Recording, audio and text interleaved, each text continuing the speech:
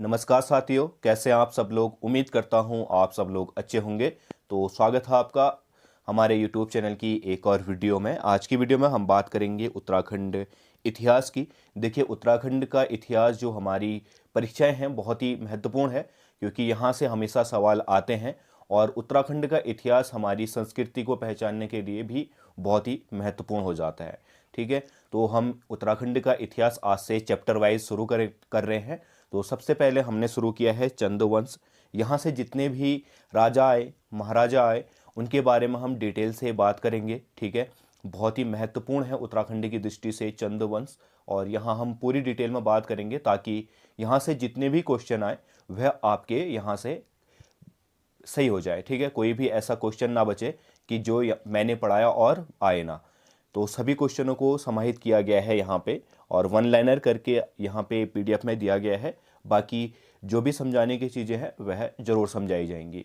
तो चलिए वीडियो को शुरू करते हैं। तो देखिए, उत्तराखंड का जो इतिहास है वह आद्य ऐतिहासिक काल से शुरू हो जाता है। जैसे हमारी लाकुड्यार की गुफा हो गई, ठीक है, शैल चित्र हो गए, हमारे अभिलेख हो गए। फिर उसके बाद ऐतिहासिक काल आता है। ऐतिहासिक काल में हमें बहुत सारी चीज़ें मिल जाती हैं, जैसे हैदराबाद में जो मिले हुए चूड़ी रिंगाल्स हैं वह हो जाते हैं। ठीक है, तो ये सब चीज़ें क्या हो जाती हैं, हमें मिल जाती हैं। उसके बाद अगर बात करें पहले राजनीतिक शासन की उत्तराखंड में, तो पहला जो राजनीतिक शासन था वह कुलिंद ने किया, और उसके बारे में उतनी जानकारियाँ नहीं मिलती है। फिर कत्यूरों ने किया, कत्यूरों के बारे में भी कोई ज़्यादा लिखित प्रमाण हमारे पास नहीं है। और फिर आते हैं चंदवंश। तो चंदवंश से हम यहाँ पे शुरू करेंगे, और कुलिंद और जो कत्यूर है वह भी पढ़ेंगे, पर उसको हम बाद में करते हैं। पहले जो इम्पोर्टेंट है, ताकि जो आबकारी वाली परीक्षा है उसमें आपको सहूलियत मिले, उसके लिए हम पहले चंद शासक को कंप्लीट करेंगे। ठीक है, क्योंकि यहाँ से ज़्यादातर सवाल आते हैं। तो पहले चंद शासकों में हम पढ़ेंगे चंद शासक आए कैसे। देखिए, इससे पहले मैंने अभी बताया था क्रम, पहले कुलिंद आए, कत्यूर आए, और उसके बाद चंद शासक आए। कत्यूरी शासन में जो चीज़ें हुई थी, कत्यूरी शासन में जब राज कर रहे थे, तो उनका जो राज शासन था वह पश्चिम में कुमाऊं से, उत्तर में गढ़वाल, और उत्तर पूर्व में सिरमौर से, ठीक है, सिरमौर, और यहाँ पे चीन तिब्बत तक, ठीक है, हमारा उत्तरकाशी चमोली, और नीचे यूपी तक क्या था, ये पूरा एरिया कत्यूरों का था। ठीक है, यूपी का जो वर्तमान सहारनपुर है वहाँ तक कत्यूरी शासन, जो शासक थे वह शासन करते थे। परंतु बाद में धीरे धीरे क्या हुआ, इन पे फूट आनी शुरू हो गई, और जो शासन है वह बंटने लग गया। और क्योंकि सामंती व्यवस्था बना दी थी इन लोगों ने, तो छोटे छोटे क्षेत्रों में स्वतंत्र जो सामंत थे वह क्या करने लग गए थे, अपना शासन करने लग गए थे। ठीक है, ऐसे ही कुमाऊं के एक छोटे से एरिया, ठीक है, पे शासन करता था कत्यूरी शासक ब्रह्म देव। ठीक है, ये ब्रह्म मंडी जो है टनकपुर या उसके पीछे के क्षेत्र पे शासन करता था। और वहीं पे जो सोमचंद है, चंदवंश का पहला शासक, वह आया था अपना। बहुत सारे इतिहासकारों का अलग अलग मानना है, क्योंकि देखिए ये लिखित प्रमाण सोमचंद में नहीं मिलते, तो इतिहासकारों में लगातार विवाद है। कोई कहता है कि ये क्या था, चारधाम की यात्रा पे आया था कुमाऊं पे। ठीक है, तो वहाँ पे इसकी जो मुलाकात है ब्रह्मदेव से हुई थी। और बहुत सारे इतिहासकारों का मानना है कि जो कुमाऊं की या काली कुमाऊं की जनता है वह परेशान हो गई थी कत्यूरों से, तो उन्होंने वह गए थे खुद इसको लाने, कहाँ, वाराणसी से लाए थे इसको। तो ये सारे बहुत सारे मत हैं, ये इतना महत्वपूर्ण है नहीं, और ये ना ही एग्जाम में आएंगे। विवादित चीज़ें एग्जाम में नहीं आती हैं। ठीक है, तो सीधा सीधा मोटा मोटा समझ लीजिए कि जो काली कुमाऊं का निचला क्षेत्र था वहाँ पे ब्रह्मदेव नामक क्या करता था, राजा शासन करता था। और वहीं पे इसकी मुलाकात सोमचंद से हुई, और सोमचंद से ये इतना प्रभावित हो गया कि इसने अपनी जो पुत्री है उसका विवाह सोमचंद से करवा दिया। और जो चंपावती नदी है, वर्तमान चंपावत में बहने वाली चंपावती नदी, उसके आसपास के 16 गांव सोमचंद को दहेज स्वरूप दे दिए। ठीक है, उन्हीं 16 गांव में सोमचंद ने क्या किया, अपना शासन आरंभ किया। तो जैसा कि मैंने बताया कि कत्यूरों के पतन के साथ ही उत्तराखंड में काली कुमाऊं की ओर से क्या हो गया था, एक नए राजवंश का उदय हुआ, जिसे हम किस नाम से जानते हैं, चंद वंश के नाम से जानते हैं। और चंदों के आगमन को लेके इतिहासकारों में बहुत बड़ा क्या है, गहरा विवाद है, क्योंकि कुछ इतिहासकार मानते हैं कि जो चंद थे वह इलाहाबाद के झूसी नामक स्थान से आए थे, और कुछ का मानना है कि यह मध्य प्रदेश के झांसी से आए थे। तो ये दोनों ही चीज़ें आप लोग याद करेंगे, कहाँ, इलाहाबाद के झूसी से या फिर हमारा क्या, मध्य प्रदेश के झांसी से। वैसे ही इनके आगमन पर भी क्या है, विवाद है। बहुत सारे लोग मानते हैं कि ये जो थे, सोमचंद जो था वह तीर्थ यात्रा पे निकला था, और बहुत सारे लोगों का या बहुत सारे इतिहासकारों का मानना था कि ये जो है, कुमाऊं की जनता परेशान हो गई थी स्वशासन से, तो ये इसके पास गए थे कि हमारे यहाँ आए और अपना शासन स्थापित करके जनता को क्या दे, एक अच्छा शासन दे। ठीक है, तो विवाद है, यहाँ से पूछता भी नहीं है उतना। फिर है कि सोमचंद का जो विवाह था वह ब्रह्मदेव की पुत्री से हो गया था, और उसने क्या दिए, 16 गांव दहेज स्वरूप दिए। और इसी 16 गांव के जो है उसमें से एक जगह पे सोमचंद ने क्या किया, राजबुंगा नामक किले का निर्माण कराया। बहुत ही महत्वपूर्ण है। ठीक है, राजबुंगा नामक किले का निर्माण करवाया और वहां से अपना शासन क्या किया, आरंभ किया। ठीक है, तो इंपॉर्टेंट हो जाता है राजबुंगा का किला। बहुत बार पूछा भी गया है कि राजबुंगा का किला कहाँ स्थित है। अगर स्थिति की बात करें तो चंपावत में स्थित है, और स्थापना की बात करें तो स्थापित किसने किया था, सोमचंद ने। फिर है, इसलिए इस चंद वंश का संस्थापक सोमचंद को ही माना जाता है। ठीक है, फिर है सोमचंद जो है, सोमचंद द्वारा ही पंचायती राज व्यवस्था आरंभ की गई थी। सबसे पहले अगर उत्तराखंड में बात करें तो पंचायती राज व्यवस्था आरंभ करने वाला जो शासक था वह सोमचंद था, और सोमचंद ने पंचायती राज व्यवस्था शुरू करने के लिए चाराल नियुक्त किए थे। ये भी बहुत बार पूछा गया है। ठीक है, कि चाराल नियुक्त करने वाला शासक कौन था, तो चाराल नियुक्त किए थे सोमचंद ने। सोमचंद ने चाराल जो है पंचायती राज व्यवस्था के लिए नियुक्त किए थे, ताकि ये चाराल, जिसमें से जो चाराल थे, कार्की, बोहरा, तड़ागी और चौधरी, ठीक है, इन 4 लोगों को चाराल कहा गया। और ये 4 लोग क्या करते थे, इनको अलग अलग गांव मिले थे, वहां से जो कर है वह क्या करते थे, वसूल करके राजा को देते थे। ठीक है, इसी को हम सयाना व्यवस्था भी कहते हैं। ठीक है, चाराल को चाराल या सयाना भी कहा जाता है।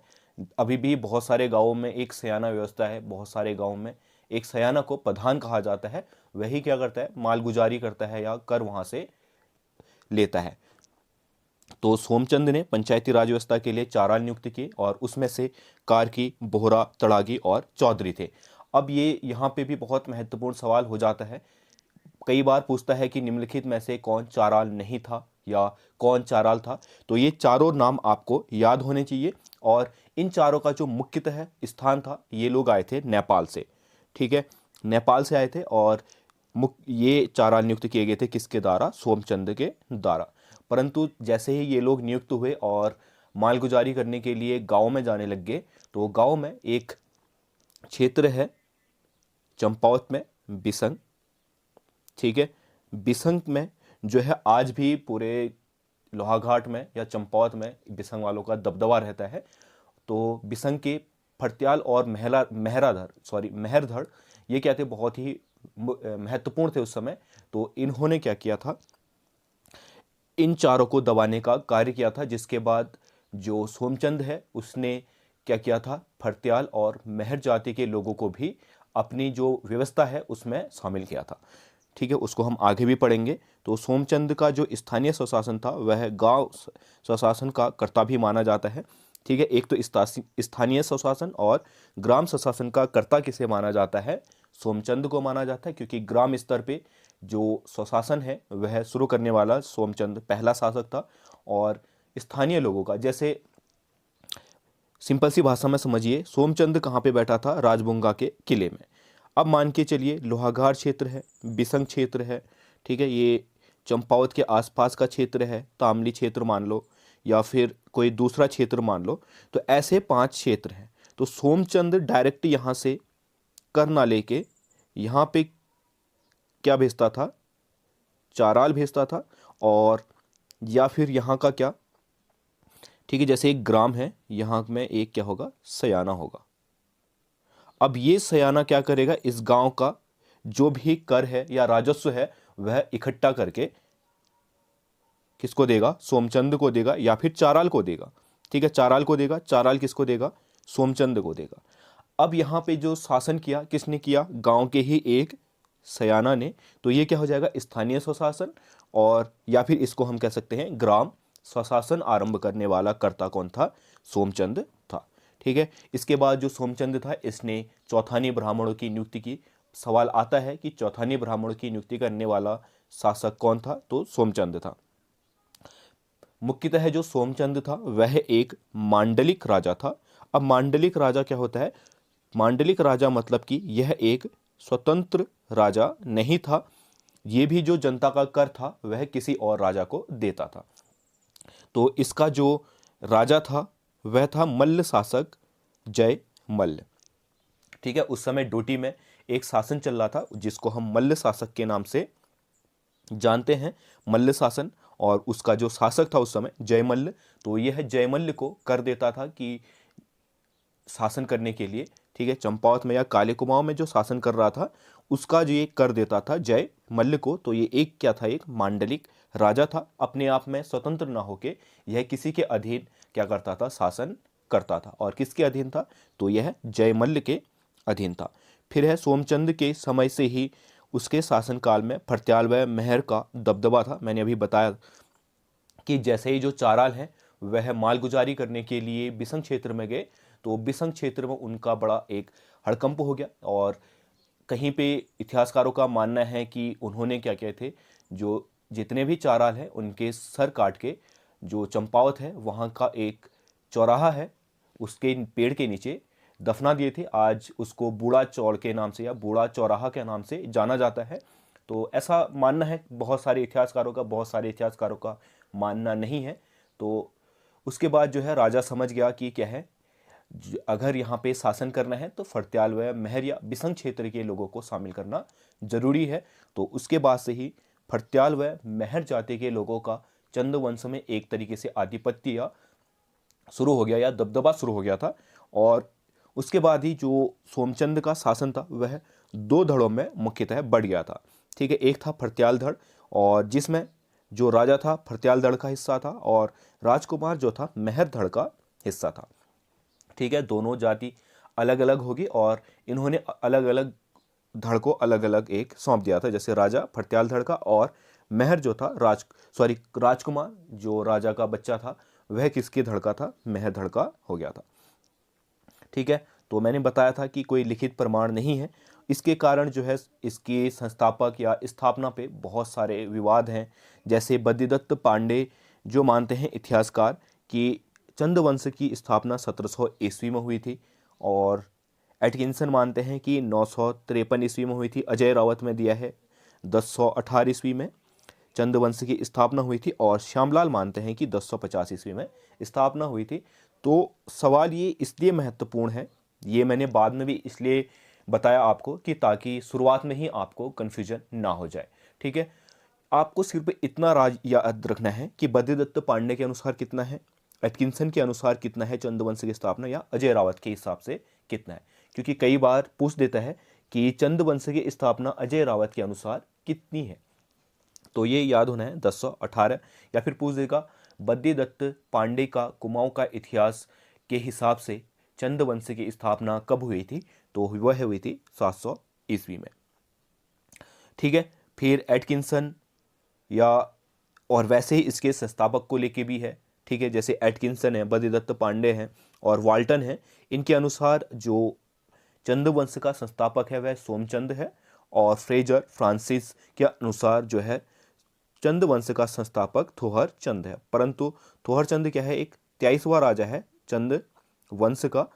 तो मुख्यतः अधिकतर जो आयोग है या UK SSS है वह किसको मानता है, सोमचंद को ही चंद वंश का संस्थापक मानता है। तो अगर कभी आएगा कि चंद वंश का संस्थापक कौन था, तो आपने सीधा सीधा लिखना है कि चंद वंश का संस्थापक था सोमचंद। ठीक है, फिर इसके बाद बहुत सारे शासक आए, जैसे आत्मचंद हो गया, पूर्णचंद हो गया। तो इतने महत्वपूर्ण है नहीं और वैसे ही जानकारी हमें नहीं मिलती है क्योंकि कोई लिखित प्रमाण नहीं है। फिर इसके बाद एक महत्वपूर्ण शासक आता है इंद्रचंद। इंद्रचंद के समय भी कोई ज़्यादा जानकारी नहीं मिलती है या कोई ज़्यादा इंपॉर्टेंट चीज़ें नहीं है। सिर्फ इम्पोर्टेंट चीज़ ये है कि इंद्रचंद ने रेशम का कारखाना स्थापित किया था। ठीक है, जो इसकी रानी थी उसका संबंध नेपाल से था। इसकी रानी कहाँ की थी? नेपाल की थी, और नेपाल का उस समय संबंध था चीन से। तो नेपाली शासक कहाँ से लाया था? चीन से रेशम के कीट लाया था। वह रानी कहाँ, इसकी रानी नेपाल से कहाँ लाई थी? उत्तराखंड लाई थी, और जिसके बाद इन्होंने उत्तराखंड में या काली कुमाऊं में रेशम का कारखाना स्थापित किया था। तो पहला रेशम का कारखाना स्थापित करने वाला अगर चंद शासक पूछेगा तो कौन हो गया? इंद्रचंद हो गया। ठीक है, और इसी रेशम में जो रेशम बुनकर थे उनको पटवा कहा गया। ठीक है, बहुत ही महत्वपूर्ण है, कई बार पूछता है कि पटवा नामक जो शब्द है वह किसके लिए संबोधित किया गया था? तो रेशम बुनकर या रेशम जो बुनते थे उनको क्या गया? पटवा का। और रेशम से संबंधित ही इसमें एक इन्होंने प्रथा चलाई थी जिसे पटरंग वाली प्रथा कहा जाता है। अब पटरंग वाली प्रथा क्या थी? ऐसा माना जाता था कि अगर कोई अफवाह फैलाई जाए तो रेशम क्या होगा? अधिक उत्पादित होगा। तो उसी को कहा गया पटरंग वाली प्रथा। फिर इसके बाद और भी महत्वपूर्ण क्या है? शासक आए जो उतने महत्वपूर्ण नहीं है। फिर इसके बाद जो अगला महत्वपूर्ण शासक आया वह था वीणा चंद। ठीक है, वीणा चंद के समय पे ये क्या था? एक भोग विलासी राजा था, खाओ पियो, ठीक है, और मस्त रहो वाला राजा था। तो इसके समय पे क्या होता? उस समय खसों का आक्रमण चल रहा था, तो खस ने कुमाऊं पे आक्रमण करके जो चंद वंश है उसको समाप्त करके खस शासन कुमाऊं पे आरंभ कर दिया, और लगभग 200 वर्षों तक जो है खस शासन चला। ठीक है, और खसों का जो पहला शासक रहा वह था बीजड़। ठीक है, ये भी बहुत महत्वपूर्ण है, इसको आप लोग याद रखिएगा। ठीक है, बीजड़ ने जो है वीणाचंद को हराकर यहाँ पे खस साम्राज्य स्थापित किया, और लगभग 200 सालों तक फिर क्या रहा? खस साम्राज्य ही काली कुमाऊं में विद्यमान रहा। ठीक, फिर है जो जैसे ही खस शासन चलता रहा तो फिर आया एक वीरचंद जिसने क्या किया? खस साम्राज्य को समाप्त किया और पुनः चंद वंश की स्थापना की। और जिस समय इसने खसों का साम्राज्य समाप्त किया उस समय खस शासक था सोपाल। ठीक है, इसने सोपाल को हराकर अपने सेनापति, ये भी बहुत महत्वपूर्ण है, अपने सेनापति श्री सोनखड़ायन की सहायता के साथ सोपाल पे आक्रमण किया और सोपाल को हराकर पुनः चंदवंश की स्थापना की, और अपना जो पुनः राज्याभिषेक है वह राजबुंगा के किले में करवाया। ठीक है, राजबुंगा के किले में अपना पुनः राज्याभिषेक कराकर चंदवंश की पुनः स्थापना करके अपना शासन आरंभ किया। तो ये भी पूछ सकता है कि क्या जो है राजबुंगा के किले में पुनः अब राज्याभिषेक किसका हुआ था? तो किसका हुआ था? वीरचंद का हुआ था। तो वीरचंद के बाद जो अगले शासक आए, 10वें शासक, वह आए रूपचंद, जिनके बारे में कुछ अच्छा उल्लेख नहीं मिलता है। कुछ अच्छा क्या, कोई उल्लेख नहीं मिलता है। रूपचंद के बाद आए लक्ष्मीचंद, इनके बारे में भी ज़्यादा उल्लेख नहीं मिलता है, तो कुछ ऐसी चीज़ें हैं नहीं। फिर आए धर्मचंद, कर्मचंद, 14वां आए कल्याणचंद प्रथम, फिर आए निर्भय या फिर इन्हें नामी चंद कहा गया, फिर आए नरचंद, फिर आए 17वें राजा नानकी चंद। ठीक है, इनका कार्यकाल जो रहा 1177 से 1195 के बीच रहा था। ठीक है, तो नानकी चंद के संबंध में है कि नानकी चंद के शासनकाल के दौरान जो है कुमाऊं में डोटी के चल्ल शासक थे अशोक चल्ल, उन्होंने 1191 में कुमाऊं क्षेत्र में आक्रमण किया था। ठीक है, अब इनके आक्रमण की पुष्टि कहाँ होती है? तो इनके आक्रमण के दौरान इनके उत्तराखंड में 2 अभिलेख प्राप्त होते हैं। पहला है गोपेश्वर अभिलेख जो कि 1191 ईस्वी का है, और दूसरा है बाड़ाहाट त्रिशूल अभिलेख, यह है 1209 ईस्वी का। तो इन दोनों अभिलेखों से अशोक चल्ल के कुमाऊं में आक्रमण की जो है पुष्टि मिलती है। ठीक है, और बहुत ही महत्वपूर्ण है, पिछली बहुत सारी परीक्षाओं में पूछे गए हैं। गोपेश्वर अभिलेख कब उत्कीर्ण किया गया था, या फिर बाड़ाहाट त्रिशूल अभिलेख कहाँ पे स्थित है, इनकी स्थिति, इनके सन, और किस राजा से संबंधित है। ठीक है, किस राजा से संबंधित है? अशोक चल्ल से।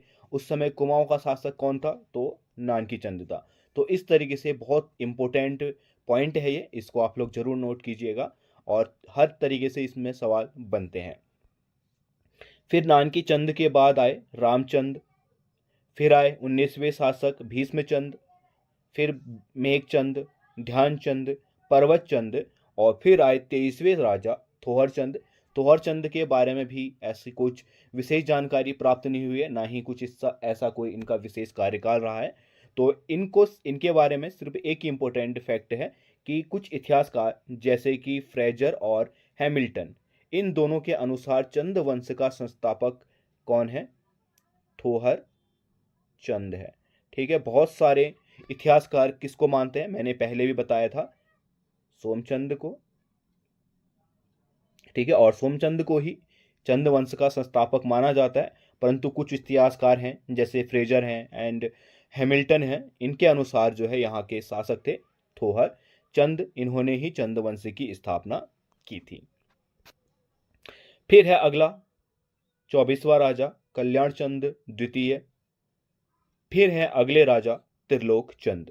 ठीक है, त्रिलोक चंद जो थे चंद वंश के पहले राजा हुए जिन्होंने राज्य विस्तार करने वाला शासक थे। ठीक है, तो अभी तक जितने भी राजा हुए इन्होंने एक काली कुमाऊं यानी कि चंपावत में ही अपना शासन किया और उसके बाद अन्य जनपदों में अपना शासन नहीं ले गए।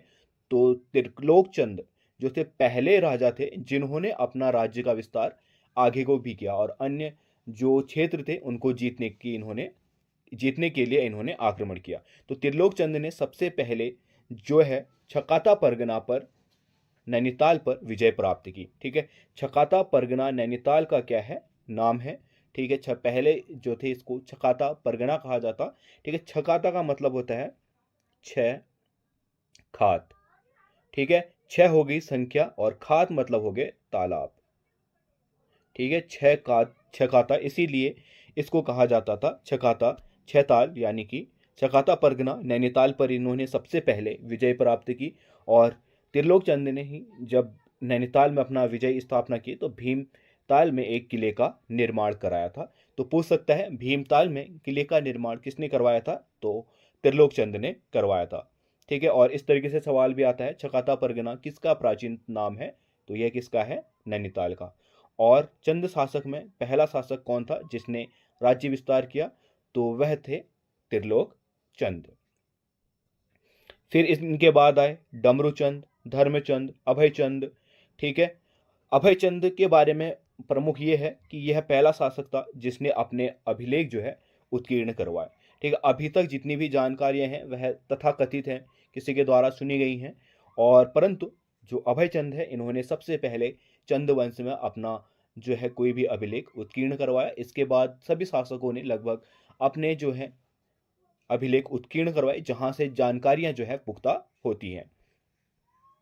फिर है अगला सवाल, सॉरी अगले शासक है गरुड़ ज्ञानचंद यानी कि ज्ञानचंद। ठीक है, तो ज्ञानचंद चंद वंश के पहले शासक थे जो दिल्ली के शासक फिरोज शाह तुगलक से भेंट कर उनको नजराना प्रस्तुत किया था।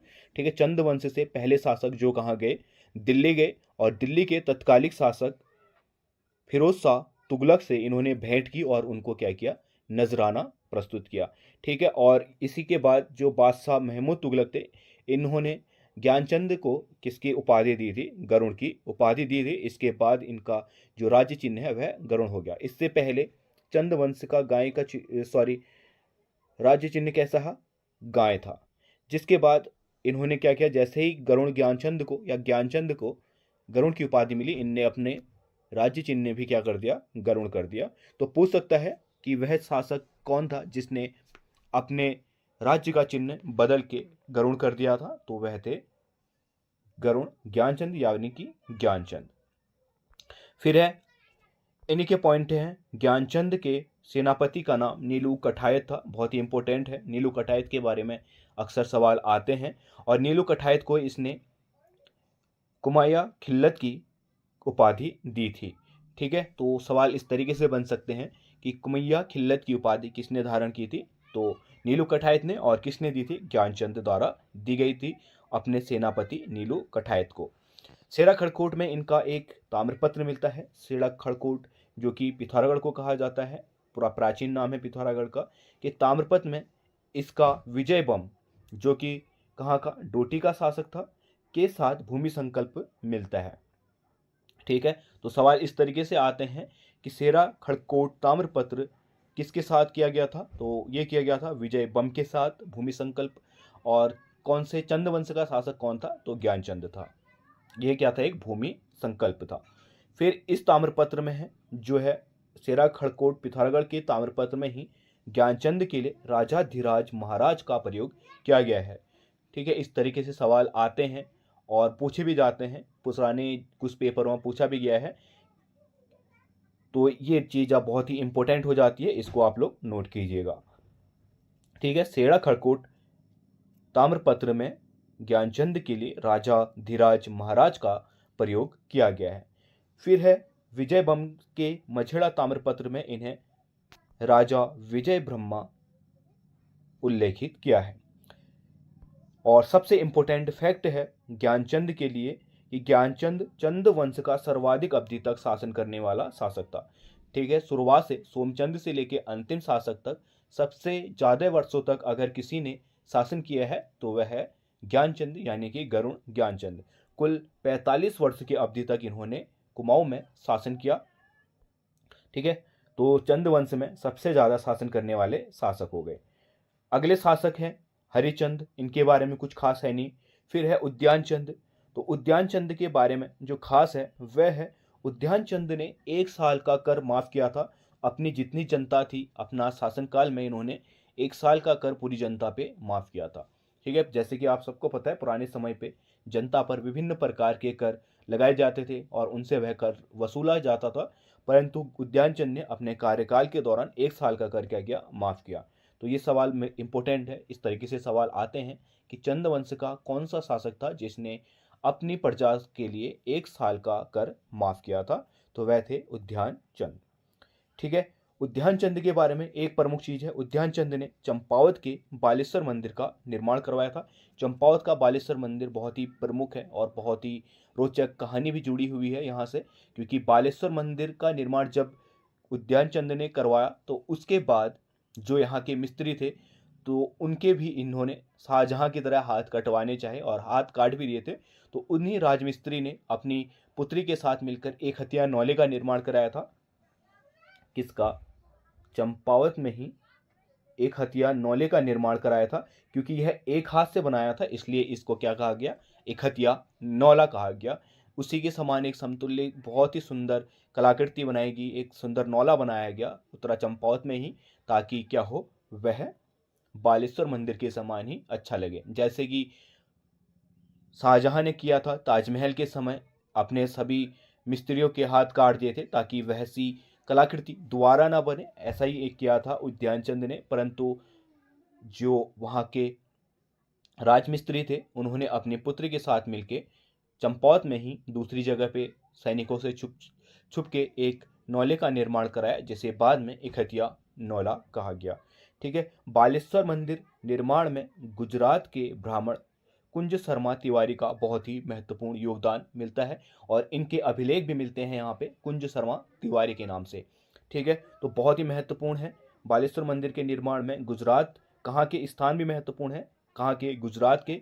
और क्या नाम है इनका, कुंज शर्मा तिवारी। एक तरीके से ये आर्किटेक्ट के रूप में वहाँ पे कार्यरत थे और इन्होंने बहुत ही महत्वपूर्ण योगदान दिया बालेश्वर मंदिर के निर्माण में। ठीक है, फिर उद्यानचंद के बाद जो अगले शासक आए वह आए आत्मचंद द्वितीय और हरिहर या द्विचंद द्वितीय। अगला शासक है 34वें नंबर का विक्रम चंद, जिसका शासनकाल रहा 1423 से 1437 तक। और इनके बारे में जो महत्वपूर्ण है वह है कि इन्होंने बालेश्वर में जो चंपावत में जो बालेश्वर मंदिर है वहाँ पे इनका कुंज शर्मा तिवारी नाम से ताम्रपत्र मिलता है। ठीक है, विक्रमचंद के समय का बालेश्वर मंदिर में कुंज शर्मा तिवारी के नाम का एक ताम्रपत्र मिलता है। ठीक है, फिर इसके बाद अगला शासक आया, विक्रमचंद का कुछ खास शासनकाल रहा नहीं। फिर इसके बाद अगले शासक आए जिनका नाम है भारती चंद। ठीक है, भारती चंद 35वें शासक थे चंद वंश के। और इनके बारे में जो महत्वपूर्ण चीज़ें हैं वह है कि यह चंद वंश का पहला शासक था जिसने समस्त जातियों की एक सेना बनाई।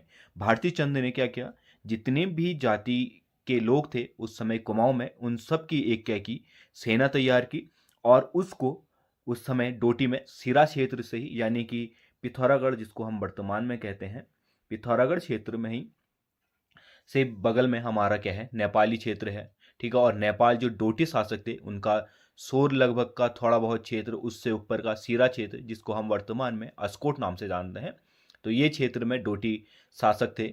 और चंद वंश के जितने भी शासक अभी तक हमने देखे वह सब क्या थे, एक तरीके से अधीन थे किसके, डोटी शासकों के। तो भारती चंद पहला शासक हुआ जिसने डोटी पर आक्रमण किया और एक स्वतंत्र चंद शासक बना। ठीक है, इसने क्या किया, 12 वर्षीय युद्ध लड़ा डोटी से और इसमें जीत हासिल कर पहला स्वतंत्र शासक बना। ठीक, 12 वर्षों की जो लड़ाई रही, ठीक है, क्योंकि आज के समय की तरह नहीं है कि एकदम से डोटी पहुंची और वहां पे इन्होंने जीत लिया। इन्होंने अपने पड़ाव भी लगाए, ठीक है, और धीरे धीरे वहां की सेनाओं पे आक्रमण किया और विजय प्राप्त की। तो इसमें इनको पूरा समय लग गया 12 साल, और 12 साल की जो लड़ाई है उसके बाद स्वतंत्र शासक ये बन गया। चंद वंश का पहला स्वतंत्र शासक था। इससे पहले के सारे शासक क्या थे, हमारे मांडलिक शासक थे, यानी कि वह डोटी के शासकों को क्या देते थे, कर देते थे, अपना साल भर का कर या महीने का कर वह कहाँ देते थे, डोटी में। ठीक है, अगला पॉइंट है, डोटी का राजा उस समय कौन था, जयमल्ल था, उसको क्या किया, इनने पराजित किया। फिर है, इसने अपनी सेना के लिए 2 पड़ाव कटकुनौला व बालीचौड़ बनाए।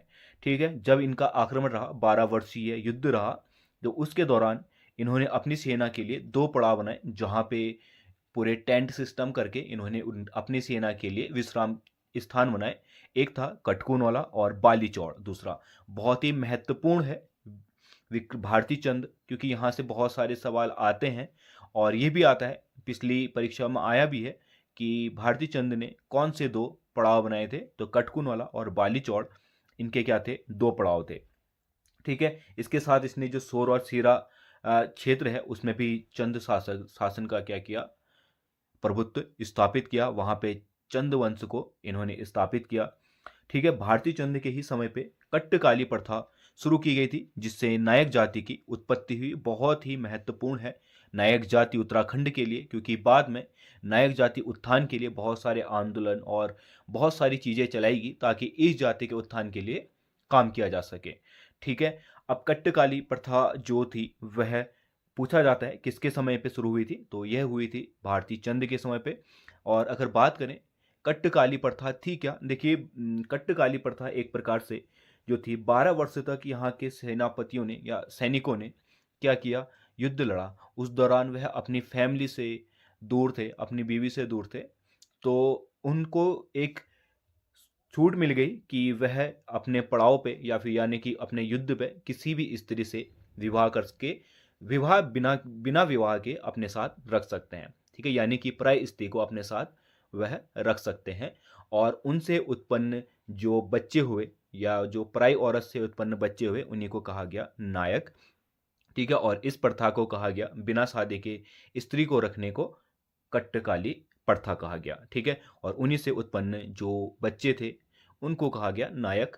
और इन्हीं के लिए बाद में नायक जाति सुधार जो आंदोलन हुए या फिर जो इतने भी चीज़ें बनी वह इनके उत्थानों के लिए बनी। ठीक है, इंपॉर्टेंट है, पूछता है कट्टकाली प्रथा या फिर नायक जाति की उत्पत्ति कहाँ से हुई थी, तो भारती चंद के शासनकाल में हुई थी। फिर है अगले शासक राजा रतनचंद, और राजा रतनचंद की बात करें तो इम्पोर्टेंट है ये भी। तो इनका जो है चंपावत में खेतीखान, चंपावत में बिसंग से आगे एक क्षेत्र पड़ता है खेतीखान, वहाँ पे ताम्रपत्र मिलता है। ठीक है, आता है खेतीखान में किस चंद शासक का ताम्रपत्र प्राप्त हुआ है, तो ये हुआ है राजा रतनचंद का। और इनने चंपावत में नागनाथ मंदिर का निर्माण किया। ठीक है, और इसी के साथ चंदों का पहला भूमि बंदोबस्त भी किया। ठीक है, चंदों के समय पे जब रतनचंद आए, इन्होंने पहली बार एक भूमि बंदोबस्त किया, जिस लेवल पे अभी है उस लेवल पे नहीं, पर अपने छोटे से स्तर पे इन्होंने भूमि बंदोबस्त किया। ठीक है, और राजा रतनचंद है, इसने सबसे ज़्यादा जो है अपना साम्राज्य विस्तार किया था, अधिक से अधिक क्षेत्र जो है इन्होंने अपने चंद वंश के अधीन किए थे। और अगर बात करें राजा रतनचंद की, तो ऐसा माना जाता है कि इन्होंने अपना साम्राज्य जो है भागीरथी तट तक विस्थापित किया था।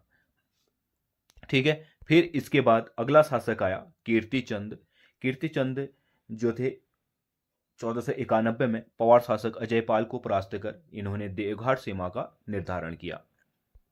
ठीक है, तो देवघाट सीमा बहुत ही इंपॉर्टेंट है, इसको आप लोग नोट कीजिएगा और याद भी रखिएगा। अजयपाल के साथ इन्होंने, पवार वंश के शासक थे, उसके साथ इन्होंने युद्ध लड़ा और अजयपाल को परास्त करके वहाँ पे द्वेघाट सीमा का, यानी कि कुमाऊं और गढ़वाल की एक तरीके से मान के चलिए सीमा का निर्धारण किया, या पवार वंश या चंद वंश की सीमा कहें हम, तो उसी सीमा का इन्होंने निर्धारण किया, देवघाट सीमा का। फिर इसके बाद प्रताप चंद आया, ताराचंद आया, माणिक चंद आया। तो माणिक चंद के बारे में इंपॉर्टेंट है कि माणिक चंद के शासनकाल में इसके दरबार में खवास को आया था। ये एक इस्लाम विद्रोही था जो कि दिल्ली से आया था और इसी के दरबार में इसने शरण ली थी। तो पूछता है कि खवास का, यानी इस्लाम विद्रोही खवास खान ने किस चंद शासक के यहाँ पे शरण ली थी? तो यह ली थी खवास खान ने माणिक चंद के शासन में। ठीक है, और इसके शरण का जो वृत्तांत है वह मिलता है अब्दुल्ला के वृत्तांत तारीख दाऊदी पुस्तक में, इसका वृत्तांत मिलता है। इसके बाद आया कल्याण चंद तृतीय, पूर्णचंद, राजा भीष्मचंद। ठीक है, कल्याण चंद और पूर्णचंद के बारे में ऐसा कुछ खास है नहीं। फिर राजा भीष्मचंद आया। भीष्मचंद के बारे में खास यह है कि इसने आलमनगर, यानी कि अल्मोड़ा की, अल्मोड़ा का प्राचीन नाम क्या है? आलम नगर। ठीक है, आलमनगर की एक तरीके से नींव रखी और चंपावत से इसको थोड़ा थोड़ा करके, मतलब एक तरीके से चंपावत से बाहर जाके इन्होंने अल्मोड़ा को अपनी वरीयता दी राजधानी के लिए, या फिर नींव एक तरीके से कह सकते हैं कि इन्होंने अल्मोड़ा की एक नींव रखी। ठीक है, और खगमरा कोट का जीर्णोद्धार किया। भीष्मचंद के बारे में ये क्या है? इंपॉर्टेंट फैक्ट है। फिर आया अगला शासक बालो कल्याण चंद। और बालो कल्याण चंद की बात करें तो कल्याण चंद ने, ठीक है, इससे पहले हमने कहा था कि क्या भीष्मचंद ने एक नींव रखी थी, तो उसी के चरणकमलों में इसका अगला शासक, यानी कि इसका पुत्र रहा बालो कल्याण चंद। और बालो कल्याण चंद ने अल्मोड़ा नगर की क्या रखी? एक नींव रखी। बालो कल्याण चंद ने खसिया खोले डांडा, ठीक है, जहां पे अभी वर्तमान में अल्मोड़ा जिस पहाड़ी में बसा है, उस खोले का नाम था खसिया खोला डांडा। उस पहाड़ी में अल्मोड़ा को बसाया। कब बसाया? ठीक है, 1563 ईस्वी में इसने अल्मोड़ा को चंदवंश की राजधानी बना दिया। इससे पहले चंदवंश की अगर राजधानी की बात करें तो कहाँ थी? काली कुमाऊं, यानी कि चंपावत। पर इन्होंने 1563 ईस्वी में इसको कहाँ स्थानांतरित कर दिया? अल्मोड़ा में। और अल्मोड़ा से ही इसके बाद अब सारे जितने भी शासक थे उन्होंने कहाँ से शासन किया? अल्मोड़ा से। इससे पहले जो भी शासन चल रहा था चंदवंश का, वह कहाँ से चल रहा था? हमारा चंपावत से चल रहा था। फिर इसके बाद राजा भीष्मचंद आया, उसने अल्मोड़ा की नींव रखी और उसके पुत्र ने वहाँ पे खसिया खोला डांडा नामक स्थान पे अल्मोड़ा को बसाया। और 1563 ईस्वी में इसने अल्मोड़ा को चंदवंश की राजधानी बना के वहीं पे इससे अपना क्या किया? शासन शुरू किया। और इसने नीलपोखर में एक महल निर्माण करवाया। नीलपोखर क्षेत्र, अभी बात करें वर्तमान की, तो वर्तमान में जो पलटन बाजार क्षेत्र है उसी को कहा गया है नीलपोखर क्षेत्र। वहाँ पे इसने एक महल का निर्माण करवाया। और इसके बाद इसने गंगोली में आक्रमण कर वहाँ के एक मड़कोटी राजा था नारायण चंद को परास्त किया। ठीक है, चंद साम्राज्य में इसने सोर का विलय किया। सोर यानी कि वर्तमान में पिथौरागढ़ क्षेत्र था। ठीक है, इसकी जो बीवी थी वह डोटी शासक, डोटी सी, यानी कि इसका जो डोटी शासक की पुत्री से इन्हें क्या था? विवाह किया था। तो इसको दहेज स्वरूप में सोर क्षेत्र दिया गया था डोटी शासक द्वारा। तो इसने चंदवंश में सोर क्षेत्र का क्या किया? विलय किया। सोर, जिसको हम वर्तमान में क्या कहते हैं? पिथौरागढ़ कहते हैं। ऐसे ही जैसे टनकपुर क्षेत्र है कुमाऊं का, उसको क्या कहा जाता था पहले? माल क्षेत्र। तो राजा रुद्रचंद की बात करें तो राजा रुद्रचंद के समय पे सबसे पहले क्या हुआ था कि इनके समय तराई क्षेत्र में, यानी कि जो हमारा पूरा तराई क्षेत्र है, मैदानी क्षेत्र, उस पर हुसैन खां टुकड़िया नामक एक शासक ने क्या कर लिया था? कब्जा कर लिया था। जिसके लिए इसने क्या किया? 1588 ईस्वी में अकबर से लाहौर में क्या की, भेंट की। ठीक है, और क्या किया, जो अकबर था उस समय तत्कालिक शासक था हमारा केंद्र में, तो लाहौर से इसने अकबर से लाहौर में भेंट की और इससे क्या किया, तराई पर अपना क्षेत्र, यानी कि तराई को एक तरीके से कहें तो तराई के लिए वहाँ पे गया था, ताकि अकबर क्या करे, इसके लो तराई क्षेत्र दे दे। और अकबर को इस साथ ही साथ ये अकबर के लिए तिब्बती याक, कस्तूरी घोड़े आदि तोहफे भी ले गया था।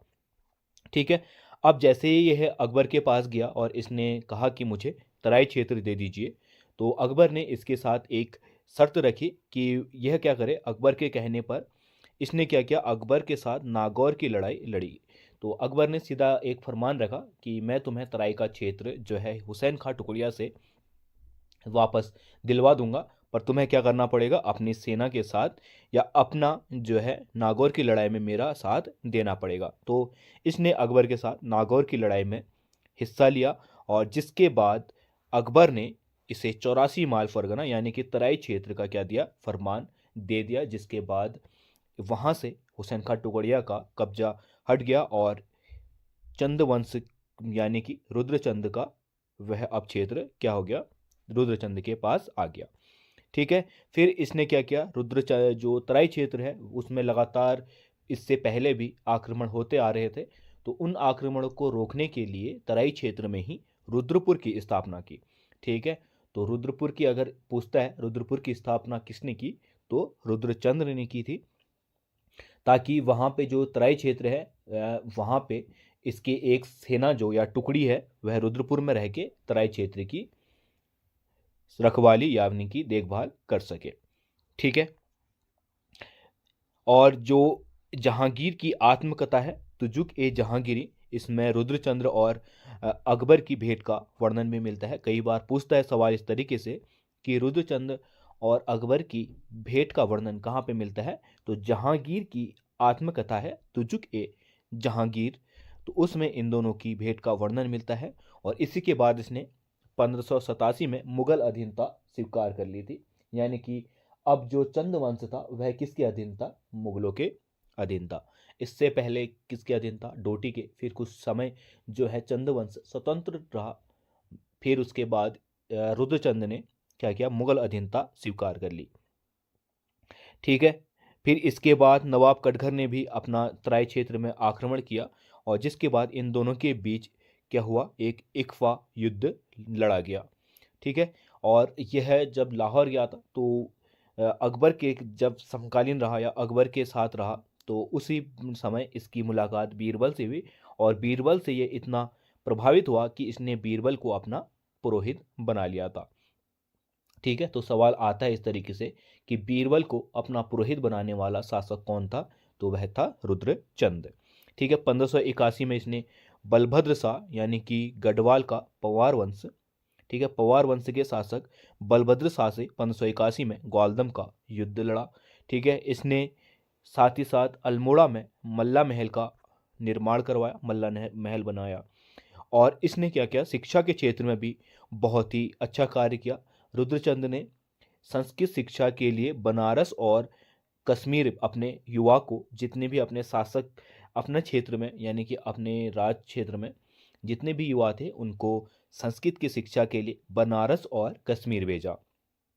ठीक है, और ये खुद में भी बहुत ही ज्ञानी था। इसने 2 संस्कृत ग्रंथ लिखे थे, जिसमें एक था सैनिक शास्त्र और एक था त्रिवेणिक धर्म निर्णय। 2 इसके क्या है, प्रमुख ग्रंथ हैं। ठीक है, और बहुत बार पूछा भी गया है, एक बार आया था सवाल कि इनमें से कौन सा जो है रुद्रचंद द्वारा लिखित ग्रंथ है, उसमें 4 ऑप्शन दे देगा। ठीक है, उसमें आपने बताना होगा रुद्रचंद द्वारा लिखित ग्रंथ कौन सा है। ठीक है, और इसी के साथ इसका 1551 में 1551 का जागेश्वर में ताम्रपत्र भी प्राप्त होता है। जागेश्वर जो कि कहाँ पे है, अल्मोड़ा में है, वहाँ पे इसका 1551 का एक ताम्रपत्र मिलता है। ठीक है, इसने सरोला ब्राह्मण की तर्ज पर ही चौथानी ब्राह्मण की स्थापना की चंद्रवंश में और इसने सभी वर्ग के लिए यानी सभी वर्गों के लिए अलग अलग दस्तूर यानी कि कर व्यवस्था लागू की। तो सवाल बहुत ही महत्वपूर्ण है। तो इस तरीके से सवाल आता है कि सभी वर्ग यानी कि जाति के लोगों के लिए अलग अलग कर व्यवस्था किस चंद शासक ने शुरू की थी? तो रुद्रचंद्र ने शुरू की थी। ठीक है, तो ये था क्या हमारा रुद्रचंद्र का शासनकाल। इसके बाद अगला शासक आया राजा लक्ष्मी चंद, और लक्ष्मी चंद भी बहुत ही इंपॉर्टेंट है, यहाँ से अक्षर सवाल आते हैं। तो राजा जो लक्ष्मी चंद था, इसका एक बड़ा भाई था। ठीक है, वह था क्या? शक्ति गुसाई। ठीक है, शक्ति गुसाई को इसलिए जाना जाता है, शक्ति गुसाई था अंधा। ठीक है, आंख से बचपन से ही यह आंख से अंधा था, तो इसको क्या कहा जाता है? कुमाऊं का घृतराष्ट्र कहा जाता है। ठीक है, इतिहास में कुमाऊं का घृतराष्ट्र किसे कहा जाता है? ये कई बार सवाल आता है कि चंद्रवंश में, यानी कि, या फिर हम कहें कि कुमाऊं में के इतिहास में कुमाऊं का घृतराष्ट्र किसे कहा जाता है? तो यह कहा जाता है लक्ष्मी चंद के भाई शक्ति गुसाई को। ठीक है, और इसका जो लक्ष्मी चंद है, इसका मानवोदय काव्य में वर्णन मिलता है, और मानवोदय काव्य में इसे लक्ष्मण कहा गया है। ठीक है, लक्ष्मण नाम का इसके लिए प्रयोग किया गया है। और अगर बात करें, इसको अपना राज्य विस्तार करने की बड़ी शौक थी, तो इसके लिए इसने बहुत ही इंटरेस्टिंग चीज़ है, इसने गढ़वाल पर 7 बार आक्रमण किया, और सातों की 7 बार ये क्या रहा? असफल रहा। ठीक है, और सातों की 7 बार असफल रहा, और 8वें प्रयास में इसको आंशिक विजय प्राप्त हुई। और इसका जो सैनिक था, या फिर कहें कि एक तरीके से जो गढ़वाल में उस समय सेनापति था, गढ़वाली सेनापति, वह था खतड़ सिंह। ठीक है, खतड़ सिंह इसकी सेना के पीछे इनको मारने के लिए आया, और रास्ते में इसका सेनापति था गेंडा सिंह। ठीक है, इसने क्या किया? खतड़ सिंह और इसकी सेना को वहां पे पराजित कर दिया, यानी कि खतड़ सिंह को वहां पे मार दिया था, और उसको एक आंशिक विजय मान के ये लोग क्या हुए थे? कुमाऊं में वापस आ गए थे, क्योंकि बहुत 7 बार विफल होना इसकी एक, क्या कहते हैं, इज्जत पर भी आ गई थी। तो 8वीं बार एक आंशिक विजय के रूप में जब ये लोग अपना कुमाऊं में वापस आए, अल्मोड़ा में, तो जगह जगह भी इन्होंने उसको एक जलसे के रूप में, यानी कि एक विजय घोष के रूप में अपनाया, और जगह जगह इन्होंने बड़े बड़े क्या किए? घास के टीले बनाए, उन्हें जलाया। और इधर ही से एक त्योहार मनाया जाता है कुमाऊं में, खतड़वा। ठीक है, तो इसके खतड़वा बनाने के पीछे भी यही है, और उसमें आपने सुना होगा खतड़वा में जो कुमाऊं क्षेत्र के हैं, क्योंकि यहीं पे प्रचलित है कि क्या खतड़वा की जीत, ऐसे कुछ कहते हैं, खतड़वा की हार। ठीक है, लट्ठे की जीत खतड़वा की हार, मतलब ऐसे कुछ कहा जाता है। तो ये क्या है? उसकी एक आंशिक विजय का ही स्वरूप है। ठीक है, और इससे एक संबंधित किला है श्यालबुंगा का किला, और श्यालबुंगा का किला इसलिए कहा जाता है क्योंकि इसको क्या कहा जाता है? लखुली बिराली भी कहा जाता है, इसका एक उपनाम भी था, लखुली बिराली, श्याल, मतलब बहुत सारे इसके उपनाम दे दिए थे, क्योंकि 7 बार आक्रमण में विफल होना बहुत बड़ी बात है। ठीक है, और यही है कि गढ़वाली सेनापति खदड़ सिंह को इनने मारा था। लक्ष्मी चंद ने बहुत अच्छे काम भी किए थे। अगर अगर इसके शासन काल में हम सिर्फ ये 7 बार विफल होने का जो कारनामे है इसको हटा दे, तो इसका शासनकाल बहुत ही अच्छा रहा था। ठीक है, एक कलंक की तरह है इसका 7 बार असफल होना गढ़वाल में आक्रमण करके, और इसने हार भी नहीं मानी, लगातार इसने कोशिश की कि क्या अपना क्षेत्र बढ़ाना, गढ़वाल में आक्रमण करना। ठीक है, परंतु इस पे ये विफल रहा, और 8वीं बार एक आंशिक रूप से विजित रहा। ठीक है, और इसका सबसे बड़ा कार्य था कि इसने 2 कचहरियाँ बनाई थी, न्योली और विष्टावली। ठीक है, दो कचहरी बनाई थी, यानी कि अदालत। तो इसमें क्या होता था? जो न्योली थी, यह सामान्य सभी लोगों के लिए खुली रहती थी, जिसमें सामान्य वर्ग के लोगों के लिए निर्णय लिए जाते थे।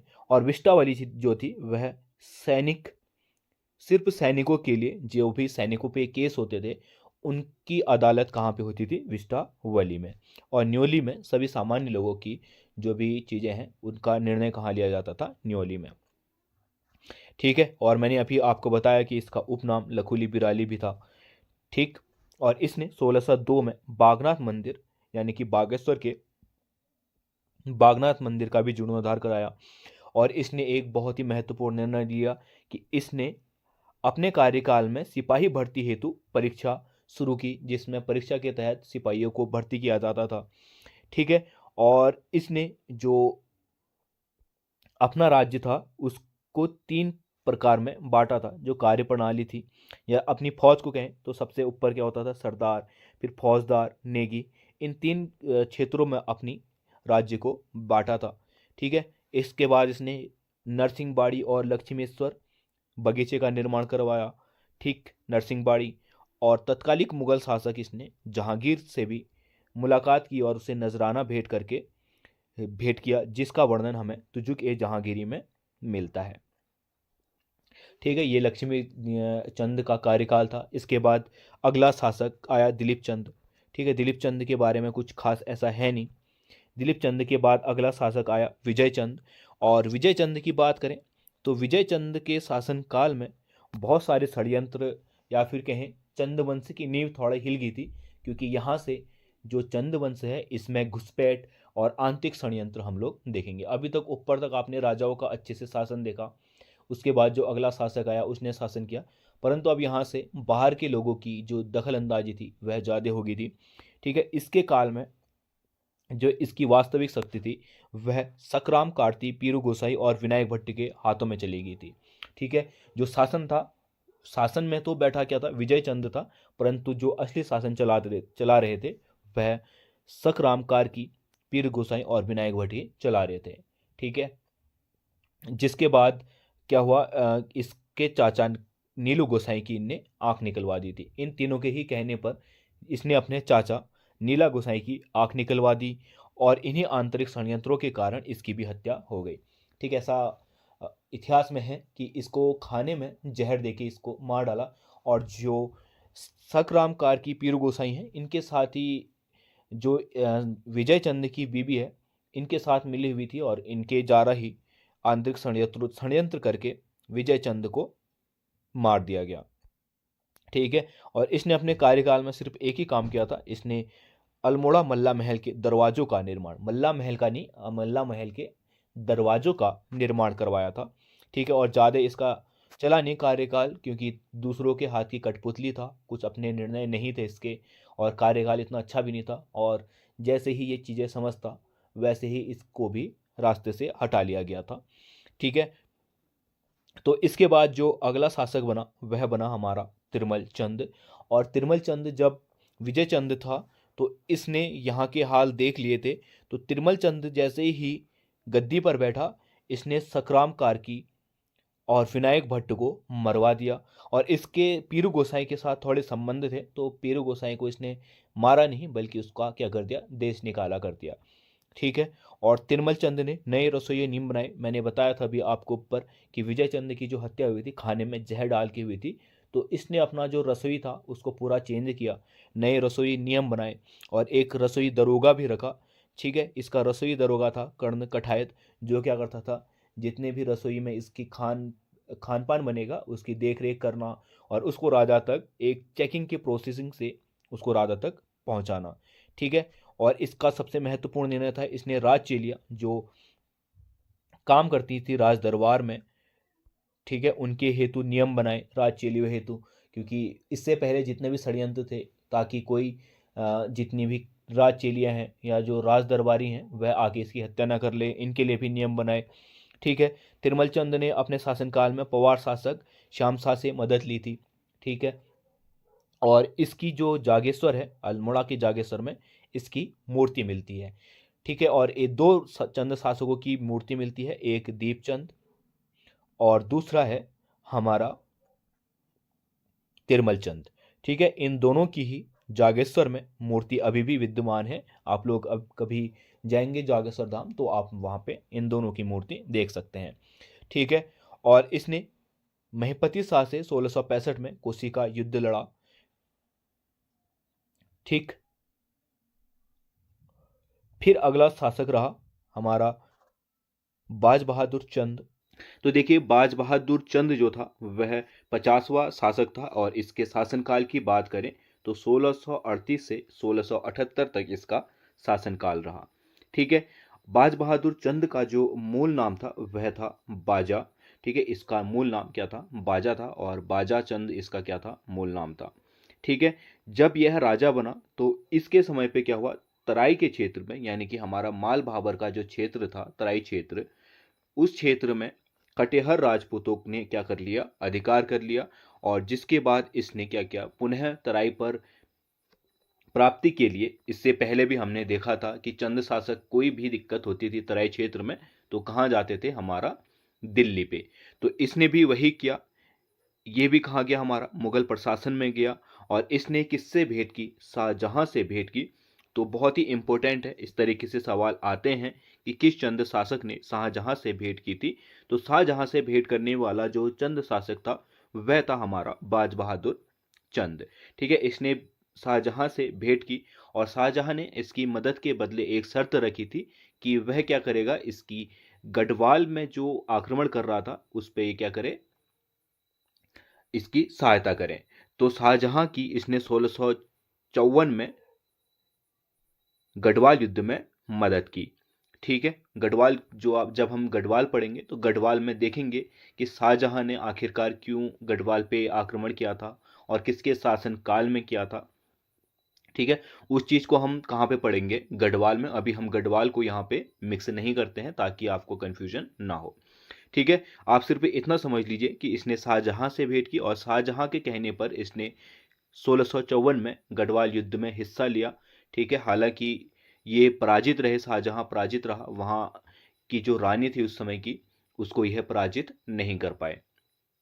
ठीक है, फिर अगला पॉइंट जो है इसका, बाज बहादुर चंद का, इसको शाहजहां द्वारा जब इसने मदद की तो शाहजहां द्वारा इसको बहादुर या फिर जमींदार की उपाधि दी गई, इसलिए यह अपने नाम के पीछे क्या लगाता था, बाज बहादुर चंद। ठीक है, बहादुर यानी जमींदार की जो इसको उपाधि मिली थी वह किसने दी थी, शाहजहां ने दी थी। ठीक है, जब इसने शाहजहां की मदद की और शाहजहां इससे प्रभावित हुआ तो इसने अपने एक सेनापति को भेजा, रुस्तम खां को, और इसने रुस्तम खां की मदद से तराई क्षेत्र को पुनः प्राप्त किया, और बाजपुर जो अभी भी वर्तमान में विद्यमान है, बाजपुर नगर की क्या की, स्थापना की तराई क्षेत्र में। ठीक है, जैसे रुद्रचंद ने रुद्रपुर की स्थापना की थी, ऐसे ही बाज बहादुर चंद ने बाजपुर नामक शहर की या फिर नगर की स्थापना की थी। फिर है बाज बहादुर के समय पे दारा शिकोह का पुत्र सुलेमान शिकोह इसकी शरण में आया था। देखिए, मुगल प्रशासन में बहुत बड़ा, जब औरंगजेब शासक बना था तो यह इसने क्या किया था, दारा शिकोह और उसके पुत्रों को मारना शुरू कर दिया था। तो दारा शिकोह का पुत्र था सुलेमान शिकोह, वह अपने कुछ साथियों के साथ भाग के कहाँ आ गया था, उत्तराखंड में आ गया था, कुमाऊं क्षेत्र में आ गया था। ठीक है, क्योंकि इससे पहले जो मुगल प्रशासन के संबंध थे कुमाऊं से अच्छे थे, इसीलिए दारा शिकोह ने अपने पुत्र सुलेमान शिकोह को कहाँ पे भेज दिया, गढ़वाल क्षेत्र में भेज दिया। परंतु यह जानता था कि औरंगजेब का उस समय पे कैसा शासन चल रहा था, तो इसने क्या किया, चालाकी से इस दारा शिकोह के पुत्र को शरण ना देके उसे कहाँ भेज दिया, गढ़वाल क्षेत्र में भेज दिया। ठीक है, उसको बोल दिया कि अरे जिसकी खोज में आप आए हो मैं वह नहीं हूँ, वह क्या है, दूसरा क्षेत्र है, यानी कि गढ़वाल क्षेत्र है, ताकि जो औरंगजेब है वह कहाँ आक्रमण कर दे, हमारा गढ़वाल क्षेत्र में। ठीक है, फिर इसने गढ़वाल औरंगजेब से मुलाकात की, और औरंगजेब द्वारा इसको तराई का फरमान दिया गया। ठीक है, और 1670 में ताकला खाल यानी कि तिब्बत ये अभियान होता था। ताकला खाल, जो ताकला खाल था वह कैलाश यात्रियों हेतु इसने शुरू कर दिया। ठीक है, वहां से कैलाश यात्री अपनी कैलाश यात्रा शुरू करते थे। ठीक है, और 1673 में इसने बहुत सी जगहों पे गूढ़ भूमि भी दान में की। गूढ़ भूमि दान में की मतलब मंदिर क्षेत्र को दी जाती थी गूढ़ भूमि। तो मंदिर क्षेत्र के जितने भी आसपास के भूमि होती थी या एरिया होते थे, गांव होते थे, उनको मंदिर क्षेत्र को दे दिया जाता था, यानी कि जितना भी कर या राजस्व इकट्ठा होगा उन गांव से, वह राजा के पास ना जाके कहाँ पे जाएगा, मंदिर क्षेत्र, मंदिर में जाएगा। उसी को क्या कहा गया, हमारा गूढ़ भूमि कहा गया, जो किसको दिया जाता था, मंदिर को दी जाती थी। ठीक है, और दिल्ली प्रशासन से ये इतना प्रभावित हुआ कि इसने दिल्ली प्रशासन की ही तर्ज पर अपने जो प्रशासनिक ढांचे हैं वह बदल के दिल्ली शासन की तर्ज पर ही अपने यहाँ प्रशासनिक पद और ढांचे तैयार किए इसने, जिसमें इसने जो मुख्य थे, इसने एक पनेरू प्रशासन पद जारी किया। पनेरू क्या होता था? जिसका कार्य होता था पानी भरने या फिर पानी को लाने का। फुलेरिया किया। फुलेरिया मतलब होता था माली, जो कि इसके बागवानी का कार्य करता था। हरबोला होता था प्रातःकाल उठाने में, यानी कि जो शंखनाद से या फिर अन्य चीज़ों से जो प्रातःकाल समय में, सुबह के समय में सभी को उठाने का कार्य करता था, उसको कहा गया हरबोला। एक रखा इसने मठवाला, जो कि मंदिर की देखरेख और वहाँ की रखवाली का कार्य करता था। ठीक है, ये सब किसकी तर्ज पे थे? दिल्ली दरबार की तर्ज पर थे। ठीक है, और बधानगढ़ पर इसने आक्रमण किया और बधानगढ़ से नंदा देवी की मूर्ति जो है अल्मोड़ा के मल्ला महल में लाया ये।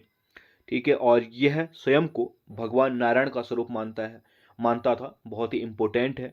पूछता है सवाल, या इस तरीके से सवाल बन सकता है कि कौन सा चंद शासक स्वयं को भगवान नारायण का स्वरूप मानता था? तो भगवान नारायण का स्वरूप मानने वाला जो चंद शासक था वह कौन था? बाज बहादुर चंद।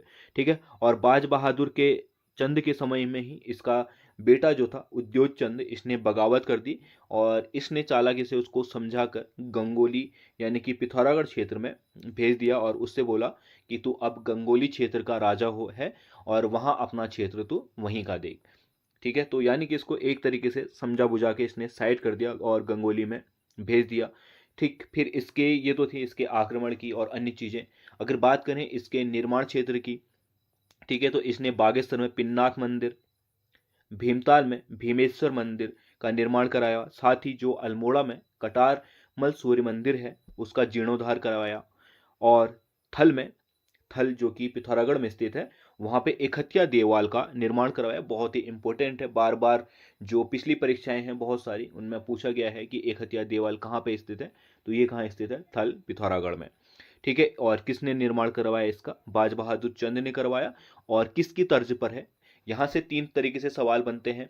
एक तो क्या, थल एकहतिया देवाल कहाँ पे स्थित है, और दूसरा सवाल बनता है कि एकहतिया देवाल का निर्माण किसने करवाया, और तीसरा सवाल बनता है कि एकहतिया देवाल किसकी तर्ज पर या किसके समतुल्य है?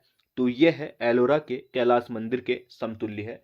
या फिर इस तरीके से सवाल भी आ सकता है कि उत्तराखंड का कौन सा मंदिर एलोरा कैलाश मंदिर के समतुल्य है? तो एकहतिया देवाल जो कि थल पिथौरागढ़ में स्थित है। ठीक है, और बाज बहादुर चंद द्वारा इसका निर्माण करवाया गया। और अल्मोड़ा के ही जागेश्वर मंदिर में इसने ताम्र पत्र जड़वाए, यानी कि अपने तांबे के जो पत्र होते हैं उसमें बहुत सारी चीज़ें लिखवाई इसने। ठीक है, और बाज बहादुर चंद को इतिहासकारों ने कुमाऊं का बलवन कहा गया है। बहुत ही इंपॉर्टेंट है। आज सवाल इस तरीके से आता है कि कुमाऊं का बलवन किसे कहा जाता है? तो कुमाऊं का बलवन कहा जाता है बाज बहादुर चंद को। इसने त्याड़ी का नौला बनवाया। नॉलेज से रिलेटेड बहुत सारे सवाल आ रहे हैं आजकल। ठीक है, खासकर तो यूके त्रिपल एस से जिस तरीके से डीपली सवाल पूछ रहा है उस तरीके से आ सकते हैं ऐसे सवाल, और बहुत डेप्थ में मैंने आपको यहाँ पे चीज़ें बताई हैं। ठीक है, तो त्याड़ी का नौला भी इसी ने बनवाया। और सबसे इम्पोर्टेंट, इसका एक छाया चित्र यानी कि एक फोटो न्यूयॉर्क के ब्रुकलियन म्यूजियम में है। ठीक है, बहुत बार सवाल आता है कि किस चंद शासक की जो चित्र है या छायाप्रति है वह ब्रुकलियन म्यूजियम में है। कहाँ? न्यूयॉर्क के ब्रुकलियन म्यूजियम में। तो इस ये किसकी है? बाज बहादुर चंद की है। ठीक है, और बात करें तो इसे इसके अंतिम समय में बूढ़ा अत्याचारी शासक कहा गया है। ठीक है, बताते हैं कि ये अपने अंतिम समय में बहुत ही अत्याचारी हो गया था। ठीक है, फिर इसके बाद जो इसकी मृत्यु के बाद अगला शासक आया वह आया हमारा राजा उद्योग चंद। मैंने बताया था कि बाज बहादुर चंद ने जब इसका बेटा उद्योग चंद बगावत कर रहा था तो उसको कहाँ भेज दिया था? गंगोली क्षेत्र में भेज दिया था। तो जैसे ही राजा की मृत्यु हुई तो यह गंगोली क्षेत्र से वापस अल्मोड़ा क्षेत्र में आ गया और यहाँ से अपना इसने शासन प्रारंभ शुरू कर दिया। और अल्मोड़ा गंगोली हाट से आते ही इसने सबसे पहले क्या किया? बधानगढ़ पर आक्रमण किया। बधानगढ़ पर इसने आक्रमण 1678 ईस्वी में किया। फिर इसके बाद 1679 में चांदपुरगढ़, जो कि गढ़वाल क्षेत्र का एक क्या था, मुख्य केंद्र था। गढ़वाल में जो पंवार वंश था उसकी नींव ही कहाँ से रखी गई थी, चांदपुर गढ़ से रखी गई थी। तो इसने चांदपुर गढ़ में आक्रमण कर गढ़वाल के राजा फतेहपति शाह को पराजित किया। ठीक है, फिर इसके बाद इसने 1696 ईस्वी में डोटी में युद्ध किया और इसका युद्ध उद्योगचंद, ठीक है, इस युद्ध में राजा उद्योगचंद पराजित हुआ और इसका सेनापति शिरोमणि जोशी भी शहीद हो गया। ठीक है, यानी कि 1669 का जो डोटी युद्ध था इसमें इसकी क्या हुई, पराजय हुई। और बात करें इसके अन्य फैक्टों की तो इसके राजकवि का नाम कई बार पूछ लेता है कि ये राजकवि का नाम क्या था। तो राजकवि का जो नाम था वह क्या था, मतीराम था। इसने जो कोटा भाबर क्षेत्र है, कुमाऊं क्षेत्र का, इसके वहां पे इसने बगीचे बनवाए। और रुद्रदत्त पंत ने, बहुत ही महान इतिहासकार रहे थे रुद्रदत्त पंत, इन्होंने इसे तपस्वी राजा कहा है। ठीक है, और इसी के साथ इसने अल्मोड़ा में 1 लाख दिए जलाकर लक्ष्य दीपावली बनाई। बहुत ही इंपॉर्टेंट है, पूछता है लक्ष्य दीपावली क्या है। तो ये क्या है, हमारा राजा उद्योगचंद ने 1 लाख दिए जलाकर अल्मोड़ा में लक्ष्य दीपावली क्या क्या किया था, आगमन किया था, सॉरी, बनाई थी। ठीक है, और इसने क्या किया था, बहुत ही इंपॉर्टेंट कार्य है, इसने कुमाऊं क्षेत्र में स्थानीय छावनियों की स्थापना की। ठीक है, इसी के साथ साथ इसने उद्योग चंद्रेश्वर, पार्वतीश्वर, त्रिपुरा देवी और तल्ला महल, रंग महल आदि का निर्माण करवाया। ठीक है, फिर इसके बाद जो अगला शासक आया, इसका शासक में जो प्रमुख चीजें हैं वह इतनी हैं उद्योग चंद के समय। उद्योग चंद के बाद जो अगला शासक आया वह आया ज्ञानचंद। ठीक, इसका शासनकाल रहा हमारा 1698 से 1708 ईस्वी तक। और बात करें, इसने सबसे पहले 1699 में बदाणगढ़ पर विजय प्राप्त की जो कि गढ़वाल क्षेत्र का था। ठीक है, और वहां से नंदा देवी की स्वर्ण मूर्ति अल्मोड़ा में लाया और नंदा देवी मंदिर में यहाँ इसने क्या किया, इसको स्थापित किया।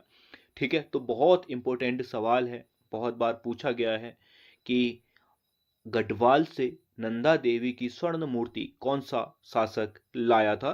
तो नंदा देवी की जो स्वर्ण मूर्ति है वह लाया गया था ज्ञानचंद द्वारा। बदाणगढ़ पर इसने आक्रमण किया और वहां से इसने स्वर्ण मूर्ति को अल्मोड़ा के नंदा देवी जो मंदिर है वहां पे स्थापित कर दिया।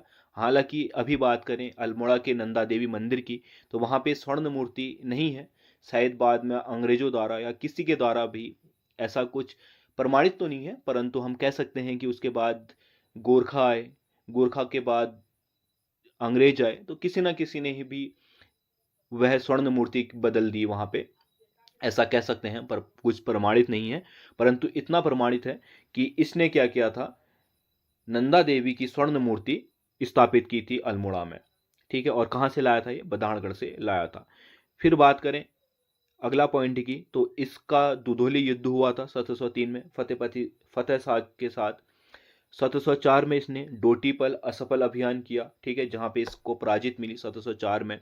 और क्या हुआ था उस समय डोटी क्षेत्र में, या फिर हम कहें सोरसिरा क्षेत्र, जो अस्कोट या डेडीहाट क्षेत्र है, वहां पे मलेरिया बहुत ही विद्यमान था। तो इसकी आधे से अधिक जो सेना थी वह मलेरिया से मारी गई और इसकी असफलता का एक बहुत बड़ा कारण भी हम इसको कह सकते हैं। 1703 में इसने कत्यूर घाटी में बद्रीनाथ मंदिर का निर्माण करवाया। ठीक है, फिर हवलबाग नौला बनवाया और ये क्या है, इसका कार्यकाल यहीं पे समाप्त हो जाता है। ज्ञानचंद के बारे में ज़्यादा कुछ इतनी इंपॉर्टेंट फैक्ट है नहीं। फिर अगला जो शासक रहा वह बहुत ही इंपॉर्टेंट है हमारे कुमाऊं की दृष्टि से, क्योंकि राजा जो जगतचंद था यह क्या था, हमारा अगला शासक हुआ। ठीक है, और बात करें राजा जगतचंद की तो राजा जगतचंद को कुमाऊं का स्वर्णकाल कहा जाता है, यानी कि जिस समय यह इसका शासन चला था उस समय कुमाऊं का स्वर्णकाल कहा जाता है। और ऐसा कहा जाता है कि इसके समय पे जो राजकोष था वह भी बहुत ज़्यादा भर चुका था। ठीक है, और जो जनता थी वह खुश थी। कर, हालांकि कर सब राजाओं ने बराबर लगाए थे, परंतु इसके शासनकाल में सब कुछ अच्छा चल रहा था। ठीक है, इसने बहादुर शाह प्रथम से भेंट की और उसको अभयदान दिया। और यह पहला शासक रहा, चंद शासक रहा, जिसने क्या किया, जुए पर कर लगाया। बहुत ही इंपॉर्टेंट फैक्ट है और बहुत बार परीक्षाओं में आ चुका है कि कौन सा चंद शासक था जिसने जुए पर कर लगाया, यानी कि जुए पर इसने क्या लिया, कर लिया या टैक्स वसूला, तो वह कौन सा था, जगत चंद था। ठीक है, जगत चंद ने ही पहली बार जुए पर कर लगाया और इसी के साथ इसने जो अपनी जनता है वहां उनको 1000 गायें दान की। ठीक है, और 1709 में ईस्वी में इसने श्रीनगर पर आक्रमण किया, बहुत ही इंपॉर्टेंट है। 1709 में ईस्वी में जब इसने श्रीनगर यानी कि गढ़वाल की राजधानी पर आक्रमण किया तो उस समय जो राजा था फतेह शाह वह पराजित हो गया और वह क्या हुआ, वहां से भाग खड़ा हुआ। ठीक है, और गढ़वाल क्षेत्र में यानी कि संपूर्ण गढ़वाल क्षेत्र जो है वह जीत लिया किसने, जगत चंद ने। ठीक है, और जिसके बाद क्या हुआ, जगत ने जो उस समय का शासक था, गढ़वाली शासक फतेह शाह, इसने चालाकी से अपने एक सेनापति को भेजा वहां पे, सेनापति नहीं था, इसी के दरबार का एक ब्राह्मण था, उसको भेजा श्रीनगर के दरबार में, जहां पे उस ब्राह्मण द्वारा जो जगत चंद था इसको बहला फुसलाकर यानी कि उसका व्याख्यान करके उसको अपनी बुद्धि से क्या किया, पराजित कर, मतलब पराजित तो गया, उससे अपनी बुद्धि से संतुष्ट किया और सॉरी, और उसे क्या करवाया, उस क्षेत्र को उसको थोड़े उसके मतलब भाव चढ़ाए, एक तरीके से अगर अच्छे से बात करें तो उसके भाव चढ़ाए कि आप महान राजा हो, आप ये हो वो हो, आप इस क्षेत्र का क्या करोगे, इसको किसी को दान दे जाओ। तो जब राजा ने कहा यानी कि जगतचंद ने कहा कि मैं किसको दान दे जाऊं, तो उसने कहा कि हाँ आप मुझे ही, यानी कि वह भी ब्राह्मण ही था, तो आप, उसने कहा कि आप मुझे ही दान दे जाओ इस क्षेत्र को। तो जगतचंद ने क्या किया, उस क्षेत्र को एक ब्राह्मण को यानी को दान देके वहां से वापस लौट आया गढ़ कुमाऊं में। ठीक है, तो बहुत ही क्या कहते हैं, जब हम गढ़वाल के बारे में, इसके बारे में गढ़वाल क्षेत्र में जाएंगे यानी कि गढ़वाल का पवार वंश पढ़ेंगे तो इस चीज को वहां पे भी हम कनेक्ट करेंगे, वहां से आपको और अच्छे से समझ में आ जाएगा। ठीक है, फिर जगत चंद्र से संबंधित जो अन्य पुस्तकें हैं वह हमारा जगत चंद्रिका, जिसके लेखक हैं पद्मदेव, और टीका दुर्गा, और अंत में इसकी क्या हुई, चेचक से मृत्यु हो गई। तक जगत चंद के बाद वह रहा देवी चंद, और इसका शासनकाल की बात करें तो इसका शासनकाल रहा 1720 से 1726 ईस्वी तक। कुल 6 साल इसने शासन किया था। और देवी चंद की बात करें तो देवी चंद बहुत ही एक क्या था, अय्याश किस्म का राजा था। ठीक है, जैसे आपने पढ़ा होगा दिल्ली सल्तनत में एमबीटी, और उसी से इसकी तुलना भी की जाती है। पंडित रुद्रदत्त पंत और एटकिंसन जो कि बहुत महान इतिहासकार रहे हैं, उन्होंने अपनी पुस्तक में या फिर कहें तो अपने इतिहास में इन देवी चंद को मोहम्मद बिन तुगलक कहा है। जिस तरीके से मोहम्मद बिन तुगलक को अपने शासन से, अपनी प्रजा से कोई मतलब नहीं था, वैसे ही इसको भी था। इसको भी सिर्फ अपनी अय्यासी या फिर कहें तो घूमने फिरने में ही ज़्यादा ध्यान था, इसीलिए इसकी तुलना मोहम्मद बिन तुगलक यानी कि एमबीटी से की जाती है। बहुत ही इम्पोर्टेंट फैक्ट है, कई बार पूछा जाता है कि कुमाऊं में या फिर चंद वंश में मोहम्मद बिन तुगलक किसे कहा जाता है, या मोहम्मद बिन तुगलक की तुलना किससे की जाती है, तो देवी चंद से की जाती है। ठीक है, इसको कुमाऊं का रंगीला बादशाह भी कहा जाता है। मैंने अभी बताया कि इसके अपने अलग शौक थे, जनता या शासन जाए भाड़ में, ये सिर्फ अपनी मौज मस्ती में ही ज़्यादातर विलीन रहता था। ठीक है, और इसने अपने जो ताम्रपत्र हैं, ताम्रपत्रों में इसका नाम देवी सिंह से मिलता है। देवी सिंह इसने पत्र जो है उपयोग किया है। ठीक है, इसके समय से ही जो रोहिल्ले थे जो कि तराई क्षेत्र से आ रहे थे, उन्होंने अपना आक्रमण की शुरुआत इसी के शासनकाल से हुई थी। इम्पोर्टेंट है, पूछता है कि रोहिल्लों के आक्रमण की शुरुआत किसके काल से हुई थी, किस चंद शासक के काल से हुई थी, तो किस चंद शासक के काल से हुई थी, देवी चंद के।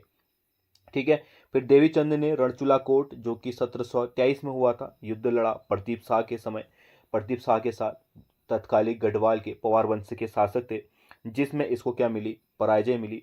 ठीक है, प्रदीप शाह ने इसको पराजित कर दिया।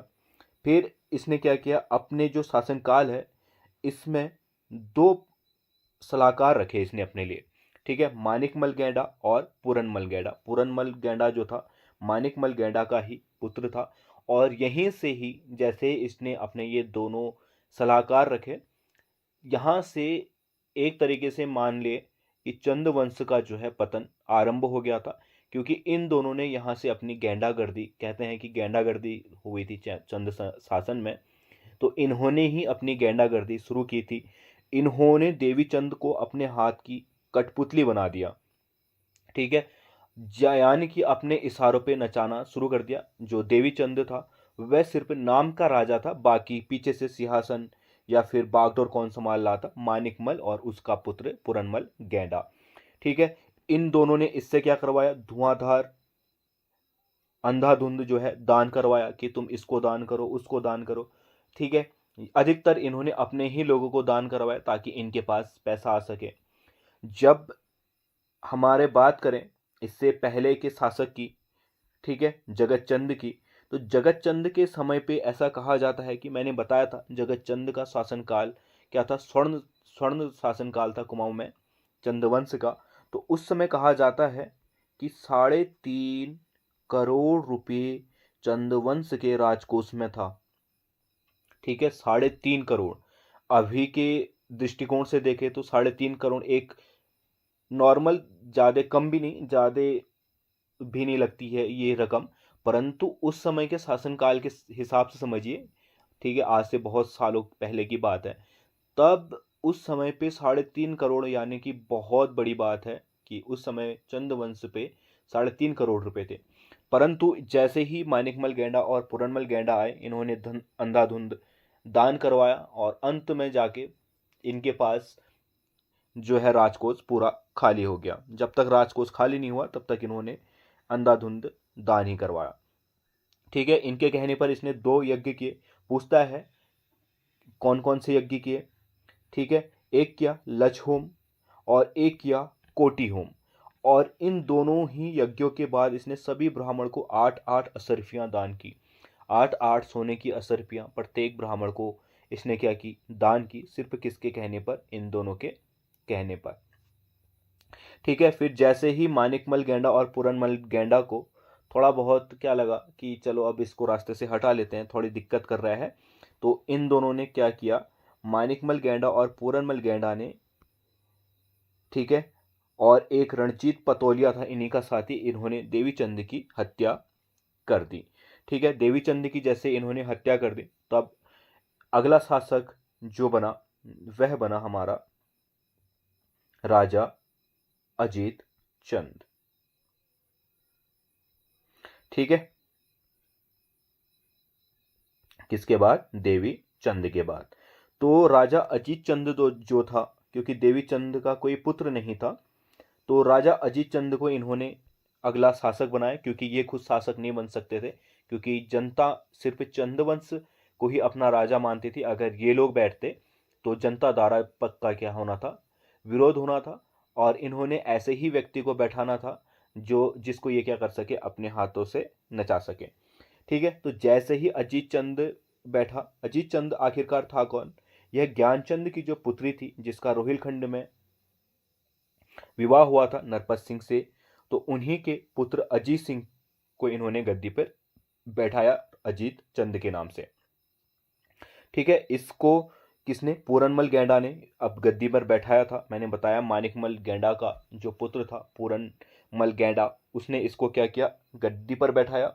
इसी के कहने पर ये गद्दी पर बैठा और इसी ने अपने इशारों से इसको नचाया, ठीक है। और इसके काल में, राजा अजीत चंद के काल में जो गेंडागर्दी थी वह अपने क्या थी, चरम पर थी। पूछेगा सवाल कि गेंडागर्दी किसके शासनकाल पर चरम पर थी, तो राजा अजीत चंद के, ठीक है। बाद में इन्होंने इसकी भी क्या कर दी, हत्या कर दी और साइड कर दिया, ठीक है। फिर इसके बाद जो अगला शासक बना वह बना राजा कल्याण चंद पंचम, ठीक है। राजा कल्याण चंद पंचम जो था, यह पहले से ही पुत्र था चंदवंश का, जो कि क्या, गृह कलेश के कारण नेपाल को भाग गया था और नेपाल में ही एक या डोटी क्षेत्र में गए तो अपनी मजदूरी करके जीवन यापन कर रहा था। इसको क्या किया, पूरनमल गेंडा ने ढूंढा नेपाल से, ठीक है, नेपाल से ढूंढा और बहुत ही निरक्षक अनपढ़ जो मंद बुद्धि था ये, और मजदूरी करता था नेपाल में, ठीक है।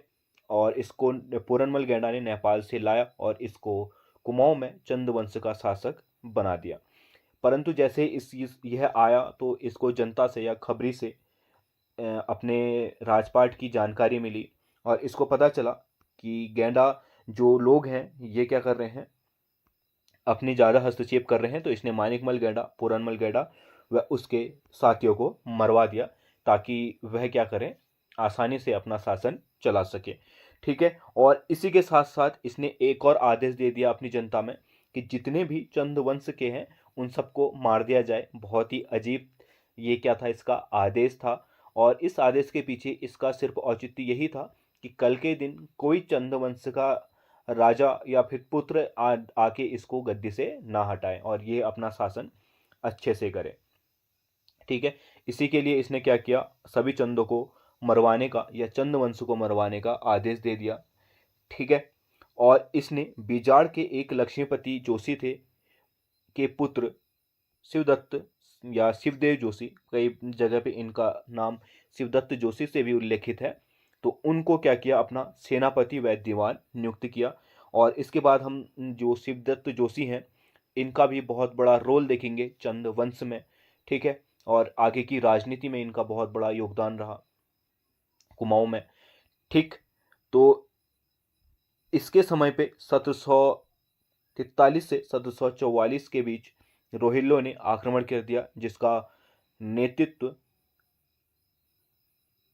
अली मोहम्मद खां ने किया था। ठीक है, अली मोहम्मद खां के नेतृत्व में 1743-44 में रोहिल्लों ने आक्रमण कर दिया और पूरा कुमाऊं क्षेत्र विजित करके अल्मोड़ा में अपना डेरा डाल दिया था।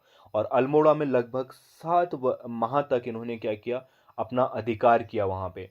ठीक है, अधिकार किया। इस दौरान जो कल्याण चंद था वह कहाँ, गढ़वाल भाग गया और गढ़वाल के शासक, तत्कालिक जो शासक थे प्रदीप शाह, उनकी शरण में चले गया। जिसके बाद इन्होंने प्रदीप शाह से मदद मांगी और बाद में जब इन्होंने रोहिल्लों से बात की, प्रदीप शाह ने बात की गढ़वाल के शासक, तो रोहिल्लों ने वहां से जाने के लिए एक रकम मांगी और उस रकम को किसने अदा किया, प्रदीप शाह ने अदा किया।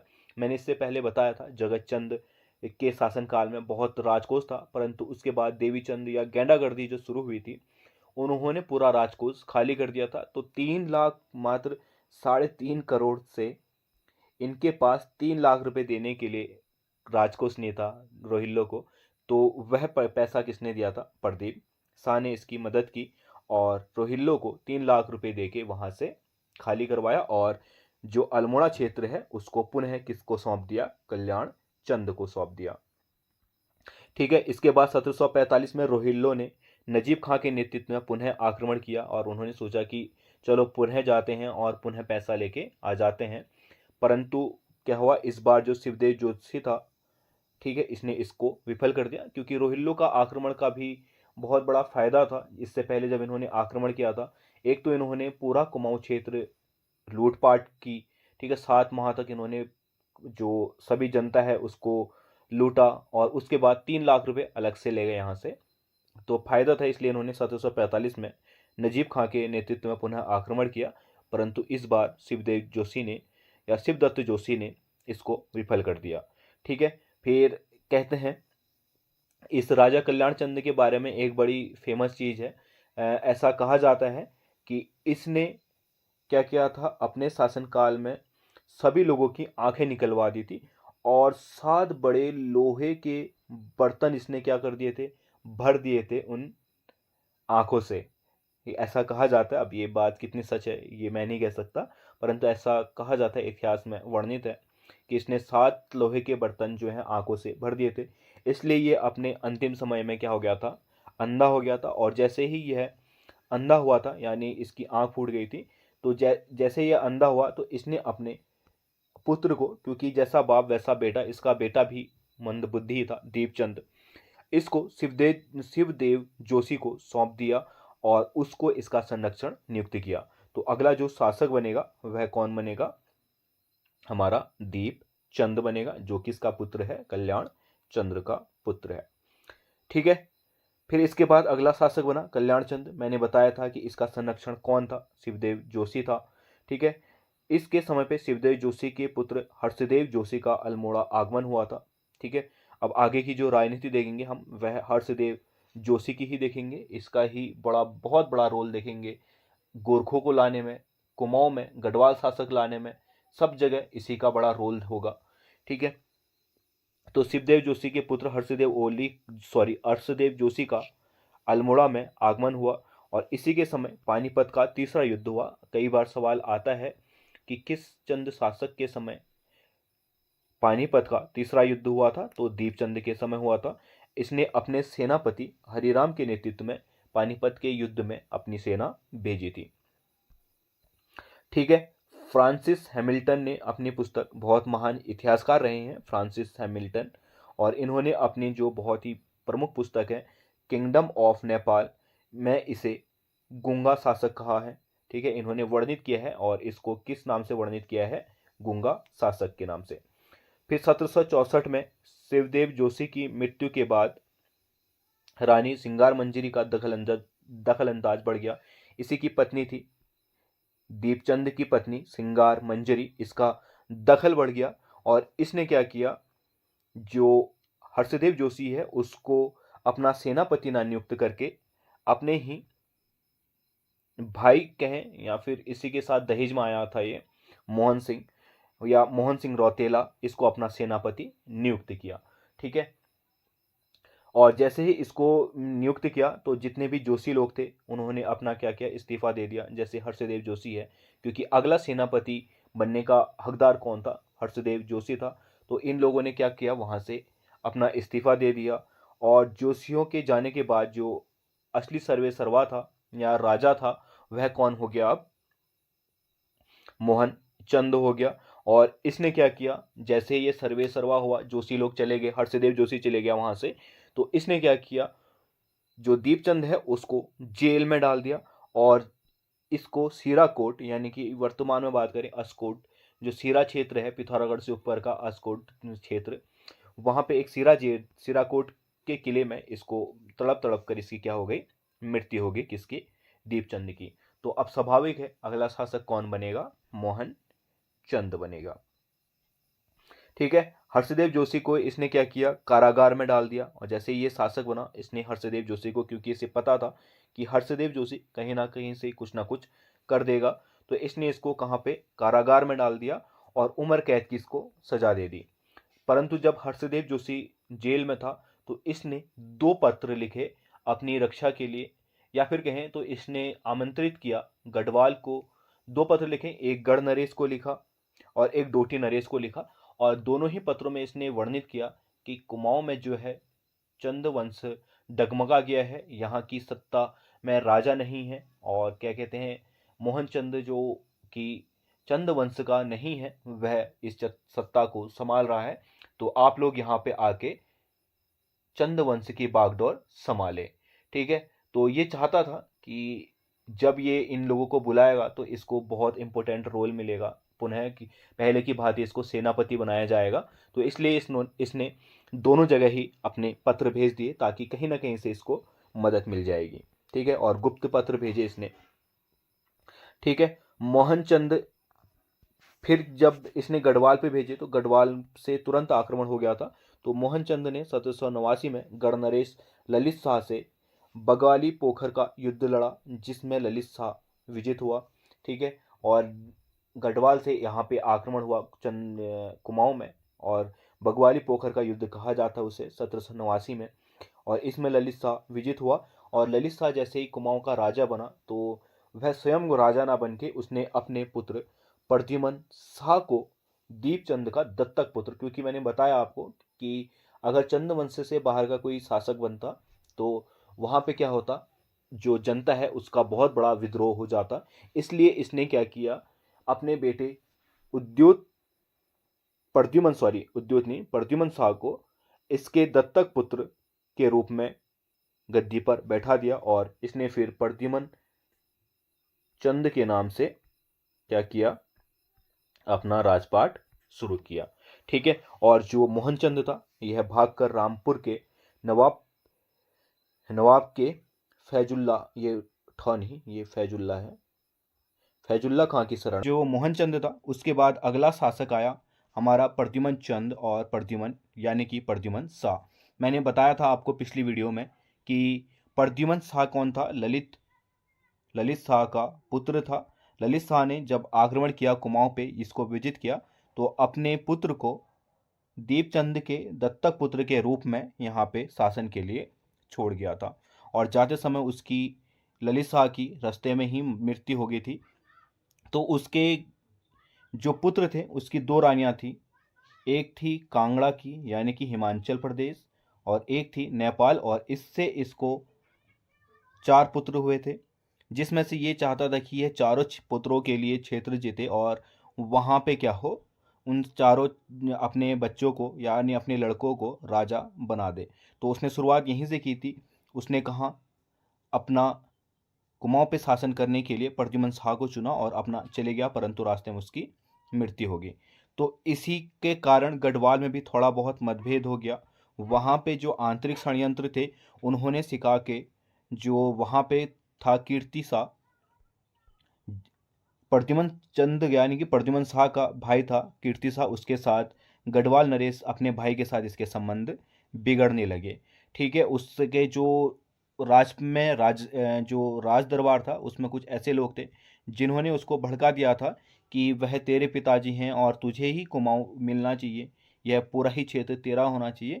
इस तरीके से इसको आपस में भड़का दिया, जिसके बाद जयकीर्ति शाह ने भी अपने आंतरिक षड्यंत्रों को पहचाना। फिर उसने उन सबसे दुखी होकर रघुनाथ मंदिर में अपनी आत्मदाह कर लिया यानी कि आत्महत्या कर दी, जिसके बाद प्रद्युम्न शाह को गढ़वाल वापस जाना पड़ा और कुमाऊं वह क्या करता है, हर्षदेव जोशी को दे जाता है, जिसके बाद कुमाऊं में जोशियाणी युग शुरू हो गया। ठीक है, और इसके जैसे ही ये गढ़वाल लौटा और कुमाऊं में जोशी लोग अपना शासन करने लगे, अपने मनमानी करने लगे, तो वैसे ही मोहनचंद, जो मैंने बताया था पिछली वीडियो में आपको कि भाग गया था, वह पुनः आक्रमण कर देता है और इस बार वह हर्षदेव जोशी को पराजित कर देता है। जैसे हर्षदेव जोशी पराजित होता है तो मोहनचंद पुनः एक बार फिर से चंद की गद्दी पर विराजमान हो जाता है और यह इसका शासनकाल जो रहता है वह 1786 से 1788 ईस्वी में रहता है। और मोहनचंद 2 बार गद्दी पर बैठने वाला एकमात्र क्या है, चंद शासक है। ठीक है, इसके बाद हर्षदेव जोशी ने पुनः आक्रमण किया इस पे 1786 में, जिसे हम पाली का युद्ध कहते हैं। पाली का युद्ध लड़ा हर्षदेव जोशी के साथ और मोहनचंद इसमें मारा गया। और इसी का भाई था लाल सिंह गुसाई, वह इसका भतीजा था महेंद्र चंद, वह क्या हुए, रामपुर भाग गए, यानी कि उनको रामपुर भेज दिया किसने, हर्षदेव जोशी ने। और हर्षदेव जोशी ने उद्योग चंद के रिश्तेदार शिव सिंह को अपना राजा बनाया। ठीक है, इसके बाद जो अगला शासक बनेगा वह कौन बनेगा, शिवचंद, यानी कि जो क्या था, शिव सिंह था, वह शिवचंद नाम से अगला शासक बना। ठीक है, शिवचंद जो था बहुत ही सुस्त किस्म का राजा था, इसलिए इसको शिवचंद को मिट्टी का महादेव कहा जाता है। ठीक है, इतिहास में इसको मिट्टी का महादेव कहा गया है।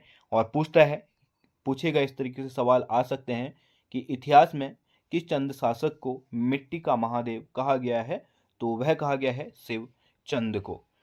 शिवचंद की बात करें तो लाल सिंह रामपुर के जो नवाब थे उसकी सेना के साथ वापस आता है इसके शासनकाल में और इसको हराकर पुनः वहाँ पे क्या कर देता है, जो कुमाऊं है वहाँ पे एक बार फिर से अपना शासन ले आता है। और इस बार हर्षदेव जोशी जो है गढ़वाल भाग जाता है और मोहनचंद का बेटा महेंद्र चंद अगला शासक बनता है। ठीक है, तो अगला शासक कौन रहा हमारा, महेंद्र चंद, जिसका शासनकाल रहा 1788 से 1790 में। और बात करें हर्षदेव जोशी की, तो हर्षदेव जोशी गढ़वाल में जब जाता है तो वहाँ पे वैसे ही खस्ता हालत थी राजा की, हम उसको पढ़ेंगे जब हम गढ़वाल में पवार वंश पढ़ेंगे, तो वहाँ पे वैसे ही खस्ता हालत थी, तो उन्होंने हर्षदेव जोशी की मदद नहीं की। तो हर्षदेव जोशी वहाँ से भी चला गया और गोरखों के साथ इसने शरण ली। गोरखा जो डोटी क्षेत्र है वहाँ चले गया और उनसे मिल गया और उनको आमंत्रित किया कि वह क्या करे, कुमाऊं में आक्रमण करें।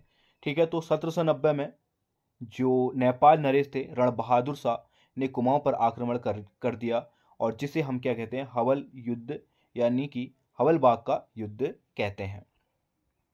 ठीक है। इस आक्रमण का जो नेतृत्व था डोटी से, वह उसमें चौतरिया बहादुर, काजी जगजीत पांडे व अमर सिंह थापा ने किया था।